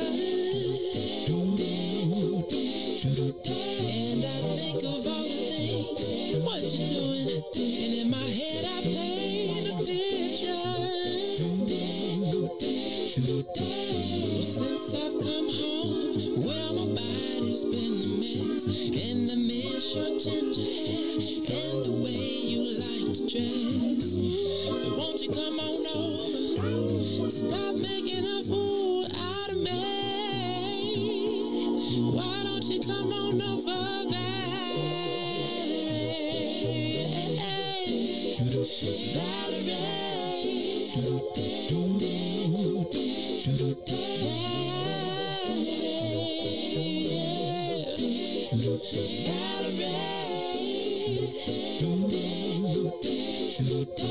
Did you have to go to jail?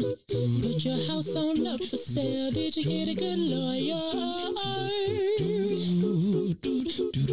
I hope you didn't catch a tan. I hope you find the right man who fix it for you. And are you shopping anywhere? Change the color of your hair. Are you busy? And did you have to pay that fine that you've been dodging all the time? Are you still dizzy? Since I've come home, well, my body's been a mess, and I miss your ginger hair and the way you like to dress. Won't you come on over? Oh, stop making a fool out of me. Why don't you come on over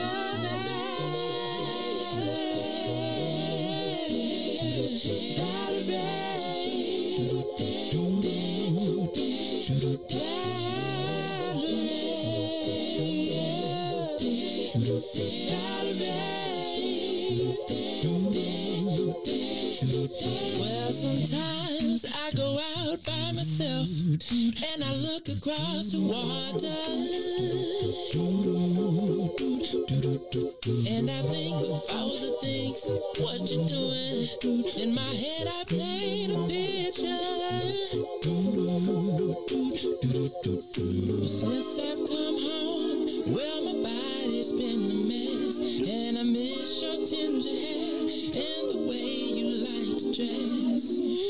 Won't you come on over? Stop making a fool out of me. Why don't you come on over, babe?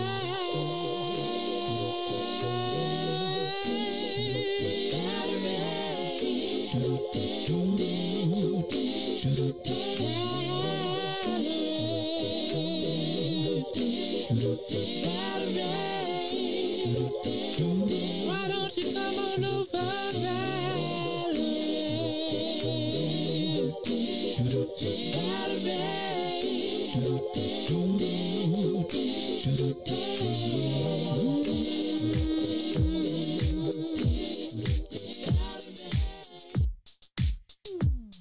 That's part of what you are listening to the Maze Jackson Show. I'm your host, Maze Jackson. Got my girl, Ruthie Mo. DJ Riis, the ruler, in the building as well. Ruthie, read what you read to me on the break. It says, and I'm on the UChicago website. Oh, related to the study. I had to go to the source, right? And it says the UChicago study found that by April 2021, the least vaccinated zip codes in Chicago were primarily on the south and west sides. This, Parker told WBEZ, was partially the result of the city not sending more doses to hospitals only serving disadvantaged communities, which is like exactly how you started off talking about this argument related to the inequity with funding these hospitals. They built a whole new pop-up shop. A pop-up hospital that they only service 2 people with for hundreds of millions of dollars. When they likely, the strategy probably should have been to make these hospitals and healthcare systems more equitable. So you're going to spend $20, $30, $40, $50 million building a hospital and then $20 million tearing it down when Roseland and St. Bernard and... But you know what, low key though, now that I'm thinking about Laredo and all that, maybe we do. Like, I think that there's a that's the argument. I think it's more to it. It's kind of like, I call it the Dr. Audrey syndrome, is where like you see healthcare from the larger perspective. So it drives you crazy because this is the reason why things like this happen, because of inequities within the higher system of healthcare. And you got these hospitals that's supposed to be serving these low income communities. That's really like slush funds. Slush funds for other communities who use our health care. They use all of our resources. Everything meant for black people is for everyone else to plunder. This is bigger than I thought. Our lives are for the plunder of everybody. Remember when I was going off about the fact of who actually runs our healthcare system? Todd sits on the board, but everybody that runs the facilities are white people who have come to save social service hospitals, and we don't have nobody in the space. So now you got Dr. Ali Ahmed or whatever over at Loretto, which is the flagship hospital for the West Side, and he taking the resources that's meant the limited resources. Limited. And saying, take they stuff here. They're trading our lives. It's like we getting it twice. Yes. Because you get an unequal distribution. And then you got the person that's taking the distribution. The gatekeepers that's gatekeeping all. And wow. And nobody's saying a word. It'd be just no heads roll. Calls? Give us a call. 872-259-7474. 872. Who was out there that was struggling to get a shot back in the day? Does anybody? Maybe we was making that up, Ruthie. Maybe people weren't struggling to get a shot. Maybe shots were widely accessible everywhere on the black South Side, and I'm just... No, they were not. Yes, they were. I remember. You hate. And it's crazy. We do have short memories. No, I'm saying. Y'all ain't even remember Engineer. Who? Maze Jackson Show. We on the Maze Jackson Show. Caller. What you got for me? Hi, good morning. Good morning.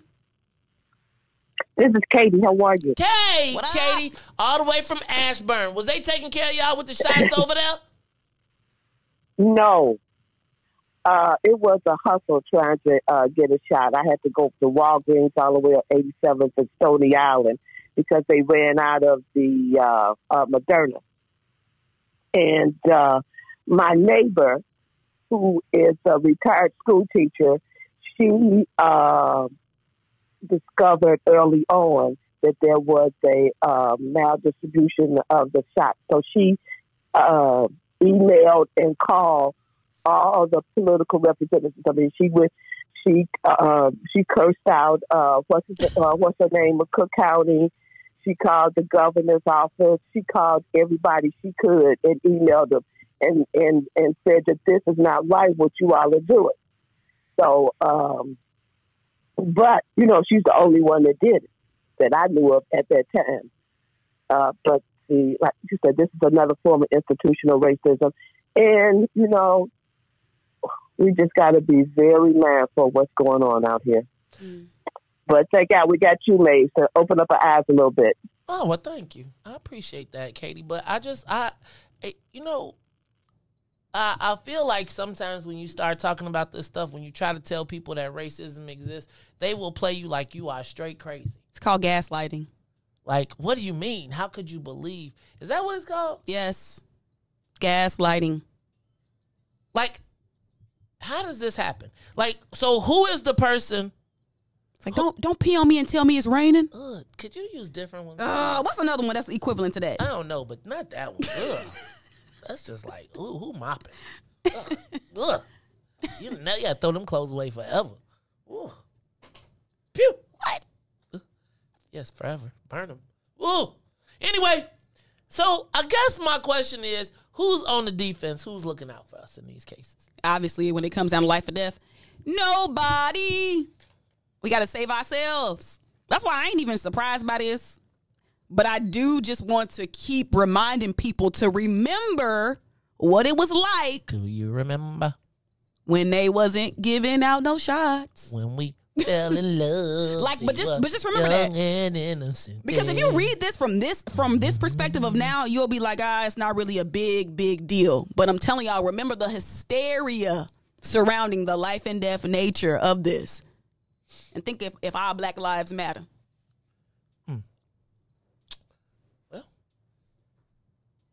Well, it's kind of like this is a perfect story about the intersection of politics and healthcare. And you see how that work out for us. I mean, we are, and healthcare industry is the biggest industry right now going. The most money that impacts Black folks right now is white folks who have the ability to govern our healthcare. And it is a multi-billion-dollar industry. And growing. Especially with the vid. With COVID. Because anytime I'm trying to tell y'all, like, it is, vaccines are accessible. COVID testing is accessible. Like, I like it because it is accessible. But I just see all the money that's going into it. And I just hope that we not just getting ate off of, that we're actually eating too. And I think that's the challenge. Yes, I agree. Yeah, it's, I always look at the money. Follow the money. I look at who is the economy of. You look at the contracts.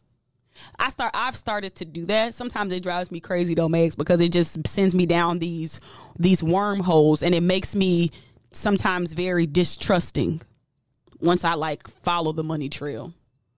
And I'll be like, oh, I thought this was benevolence. But most of the time, it's never benevolence. A lot of stuff is disguised as benevolence. Ruthie, there's nobody that comes. Nothing is free. Nothing is free. So when I see free COVID testing, it's free because they get paid per test. So they got these COVID pop-ups because there's so much money per person. It was just like when they were tagging people with death. You know what it is? COVID. It's data. It's data. I like the accessibility of COVID testing and vaccines. Like, you can literally walk out on your corner. And you can go to when I knew there was a real hustle, I pulled up on 87th between Ashland and Damon, and they got a COVID shack. A lot of those places, a lot of them have pop up. But do you know what I mean when I say a COVID shack? Yeah, just like a temporary structure that they put in different places. It's like a truck, like the back of a truck. Yep. And it's like got a little thing, you just walk in there. I feel like it could be converted to a crack house. You know what I see most of the time inside of those in places that I frequent, like in my communities. What you frequenting these places for, Ruthie? I just be looking around. Okay. But I know I see Black people working in those places. Right.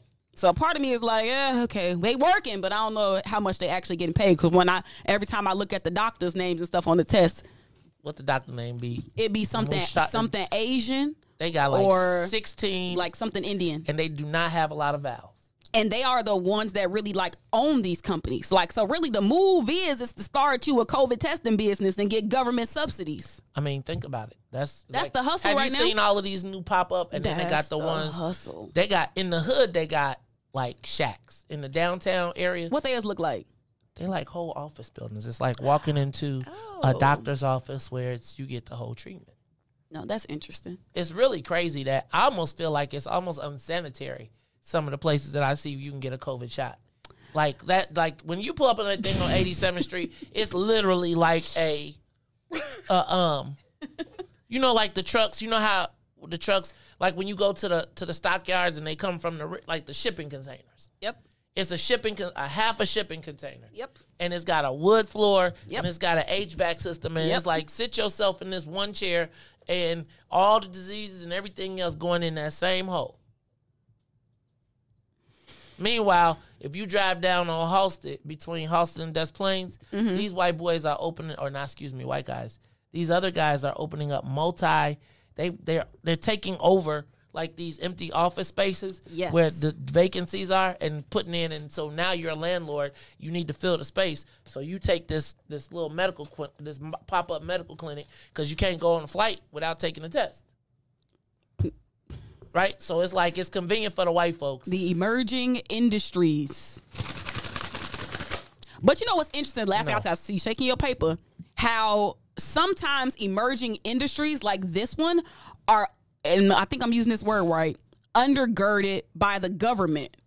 Like some emerging industries are like super like private, but like this one really is undergirded by the government.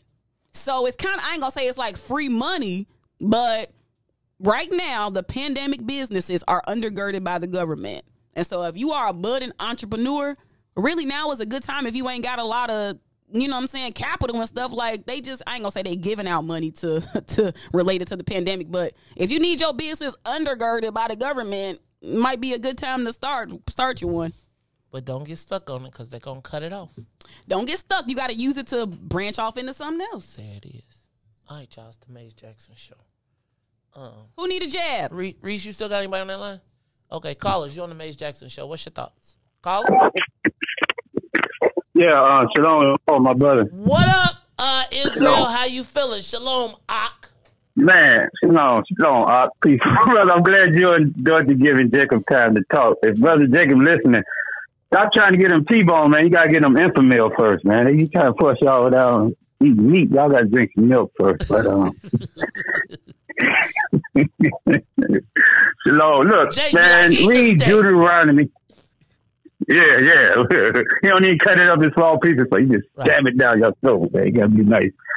Look, man, read Deuteronomy 28. I wish you had time to read that. 48 through 50. It'll tell you if these people care about us. And Jacob right again. I ain't saying y'all need to get out that book. Y'all need to stay in that book, but y'all got the wrong teachers. That's what's wrong, Jacob. They in the right book, although it's been tampered with. But y'all got the wrong people teaching y'all that book. If that makes any sense. You make a lot of sense, Israel. You be making a lot of sense, man. People be tripping. I be like, man, when you listen to Israel, man, he be getting some stuff on you. But don't let him get too happy, because when he gets like super happy, he get to slap you on the back. And you know he got some heavy hands, so he'll be hitting you and all that good stuff. But I ain't been happy since April. I'm done being happy, man. I got to get serious. I ain't been happy since April, man. Well, hey, brother, I got to get serious now, my brother. Hey, brother, well, I appreciate it. Hey, listen, Deuteronomy 28, 40 through 50. It'll tell you exactly how America feel about us. Next time, you should just read it when you call in, right? You should read it. You got it memorized? Shalom. Next time, read it, okay? This is your piece. Okay, shalom. No, you read it to the people so they can hear it. You know what I'm saying? Do it in the I will. Shalom. All right, holla back. Shalom. I will do. Shalom. All right, I think that means shalom. You know when you be like, bye. I actually recently looked that up.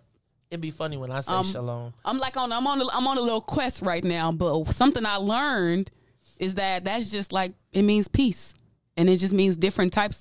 How do you define peace? Peace unto you.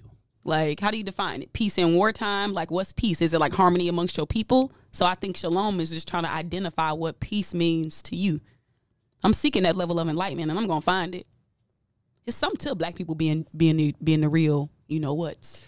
Oh, now I believe that too. It's something to it, Maze. That's why y'all should just come to the Church of Maze Jack. Oh. Ruthie, I told you, look, 20%, we say 20% on the tithe.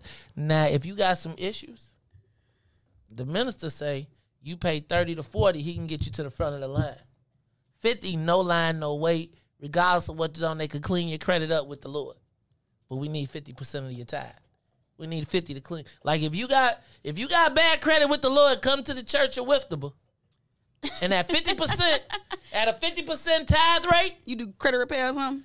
We will fix you up with the Lord. We'll have somebody go holler at him for you. Intercede personally. Somebody will talk to Jesus for you. It's Maze Jackson show. I'm probably gonna get in trouble for that one. My mom Tennille probably tell her right now. Mom, he on there acting up. I just want 20. Ruthie, if we could get 20% tithe, well, based on what black folks get paid these days, it might be a challenge. That's why we gotta let the white folks sit on the front row for like an extra $50,000, and we'll talk about them. And you gotta do it all. All right, y'all. This is the Maze Jackson show. Don't forget we have our concealed carry, class, December 18th and 19th. Please go to Eventbrite. There's a Facebook event page. Please register. It's $250. We get you done everything you need. It is 16 hours. 16 hours, but when you leave, you will have your everything you need for the training. Jet firearms training. People have referred him. He said, I got to get it right, Maze. It's 8 to 8. 8 to 8. Got to get the 16 hours in. So we're going to get it done, but don't you worry. When you get done, you're going to be ready. Ready. And you bet. See, Riis? That's when I should have played the ready. I know. Go ahead. But if I say something, they be like, see, he say he know everything already. But, go ahead. You can't win. You can't win. No, I thought you was going to hit it. Now, listen. Let me say something, Riis. Just understand you're never going to win. Once I decided that, my life is much smoother with you, Maze. You know what, though? I think I try to make sure everybody wins. I want you to be a superstar.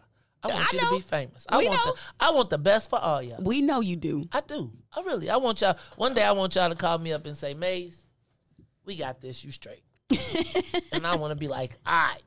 One day. Yeah, it's all good. He ain't gonna never say all right. He gonna say all right, and then we're gonna see him 10 minutes later. No, that's not even true. I was just in the neighborhood. That's not even true. Riis, I gave Riis the whole. I gave him the Bears. I'd be like, here, don't. I'd be nervous about turning people on, because the next thing you turn people on, and they be like, who are you? I did this. I ain't know you. I got it out the mud. Right. Right? I be like, Muggs be on TV talking about I'm world famous. Oh, straight up? Okay. I just be like, I be like, Riis run the studio. The people, he do the Ebony Jet show, right? Riis said, I be like, it'd be making me feel a certain way when they call me and say, yeah, we talked to Riis already. So but you know what? Do I say nothing? No, I don't, because Riis, he be taking responsibility for the you did. He got this. Now you know what I want for Riis now? Uh-oh. No, I feel like I want for Riis to be the best at his craft. Okay. Right? To be untouchable. To be like where that's what you know want. How I want. You don't want people to dabber in mediocrity. I detest mediocrity. And when I know somebody has the talents and the skills to do everything, and they don't, sometimes what you see in other people ain't what they see in themselves. Shit, Riis know you can't tell Riis. Riis wear that shag with a blind. You know Riis think you can tell Riis. Anyway, so my point is, Ruthie and Riis, I press y'all because I love y'all. What? If I didn't love you, just be pressing us to be pressing us. Woo, child. I'm gonna tell you. If you look at the history, all the people who hate it, not all, but the people who stuck with it, 5 years later when they be somewhere else and it be some crazy man that say, I want to pay you $300,000 a year to be the head of the blah, blah, blah, blah. You had to do all of that for what he paid you? Oh, yes. And then that's when you're going to come, baby. You know what? I used to talk back about you, but you know what? Now I make $500,000 a year doing what it, and now it ain't even half of what I had to do when it was with you. All I want is the best for everybody. Because guess what? The better I look, the better you look. Right? People be asking me. That part. Where you at? Where Ruthie at? Where Riis at? I be like, man, if you don't, did you come over here? Do you see me? Did you really come over here and ask me about Riis? Did you really come over here and ask me about Ruthie? Did you see my fresh outfit? Y'all see my new shoes on and you ask me about these people? I had me some new shoes on too. They asked me, where everybody at? Then I walk in a VIP and they go Todd. He got a lot of nerves. Right. Eating lamb and then had the audacity hold on. He had the, I can't even say, can I say it? Just say it don't say it, just say it regular. TJ Riis. He had the unmitigated gall. The unmitigated gall to eat the last 2 lamb chops. And then, I had an attitude with Hans, because I'm like, yeah, you eating, you owe me money. All up in here, they bad, just talk about some. I don't know how people just be eating all comfortable when they owe you money. It's like, I sneak and do it, like. Right. Like, cause when somebody owe you money, you be like, how you eating that? Like, they can have it now and later. You be like, did you get it? You got some penny candy? How much? Where you get the money for that penny candy? Oh. Is that how you act when people owe you money and then they be like popping up with like stuff and you just be like, not really. Honestly, I stopped. Stop clocking it. If I give you money, I really don't have the don't get it twisted. Because if you pay me back, then you good with me forever. If not, then it's the cost of me never having to do nothing for you again. That's what my grandma says. That's how much money it took for them not to be able to ask you for nothing. And sometimes we get off real cheaper than what we know. Right. Be like, you running away from $100? Ooh. If you owe me $100, like you ain't giving that, that's it. That was easy then. I agree. Till you go to Harold's and they be like, oh, excuse me, because y'all want to go to Hot Shy Chicken. You missed that show. I saw it. I actually tried it one day. I bet you did. I like to explore new businesses in my neighborhood, so I had to go in there and see. What was up. I heard white people raving about it. It's just when every time I go in there, I see a non-black person, so something up with it. When I read the story, though, obviously it wasn't that good though. I ain't gonna even stunt. The wings was huge. I'm like, is these steroid chickens? You know it, right? Well, nowadays you don't know where they getting the chicken from. So always ask, like, what size is y'all wings? Because I mean, it was just like unbelievable. Do you like big wings or little wings? Why would I want to eat something that look like a turkey? I grew up on a farm, right? I know what a chicken is supposed to look like. I know the size of a chicken. So them big old steroid pumping antibiotics. This chicken is only made to be big. Like literally just sitting in a cage, just growing big. Ain't even being a chicken. Just so no. I cannot stand big, like. I always get the mini wings. Like it's just weird to me. Yeah. It's more meat on there. Yeah, but it's probably got a bunch of other stuff in it too that you shouldn't be eating. That's why your daughter is fresh. Yeah, no, seriously, that's why young girls, I think they do. They start their menstrual cycles earlier. I know. I just wanted to say menstrual cycle. Ah! This is why we got to go back to, like, this is the problem in the world today. You want to be here without that. It's normal. Okay. It's natural. For women. For men, too, because how else do the cycle of life happen? Hey, on that note. Period. Point blank, period. Did you ever see that commercial where it's just a red dot? I was like, Maze, I think that it is crazy that we have to use blue to represent blood on TV because people are like, period. Oh, Jesus. Okay. Riis, I'm doing what Riis doing. Look, y'all. This is the Maze Jackson Show. I don't know where we just went. But this is the Maze Jackson Show. I'm your host, Maze Jackson. Got my girl, Ruthie Moore, my man, DJ Riis the Ruler. Every day asking the question, what's in it for the black people? And if you don't like it, you can still tell them. Mason, we out of here.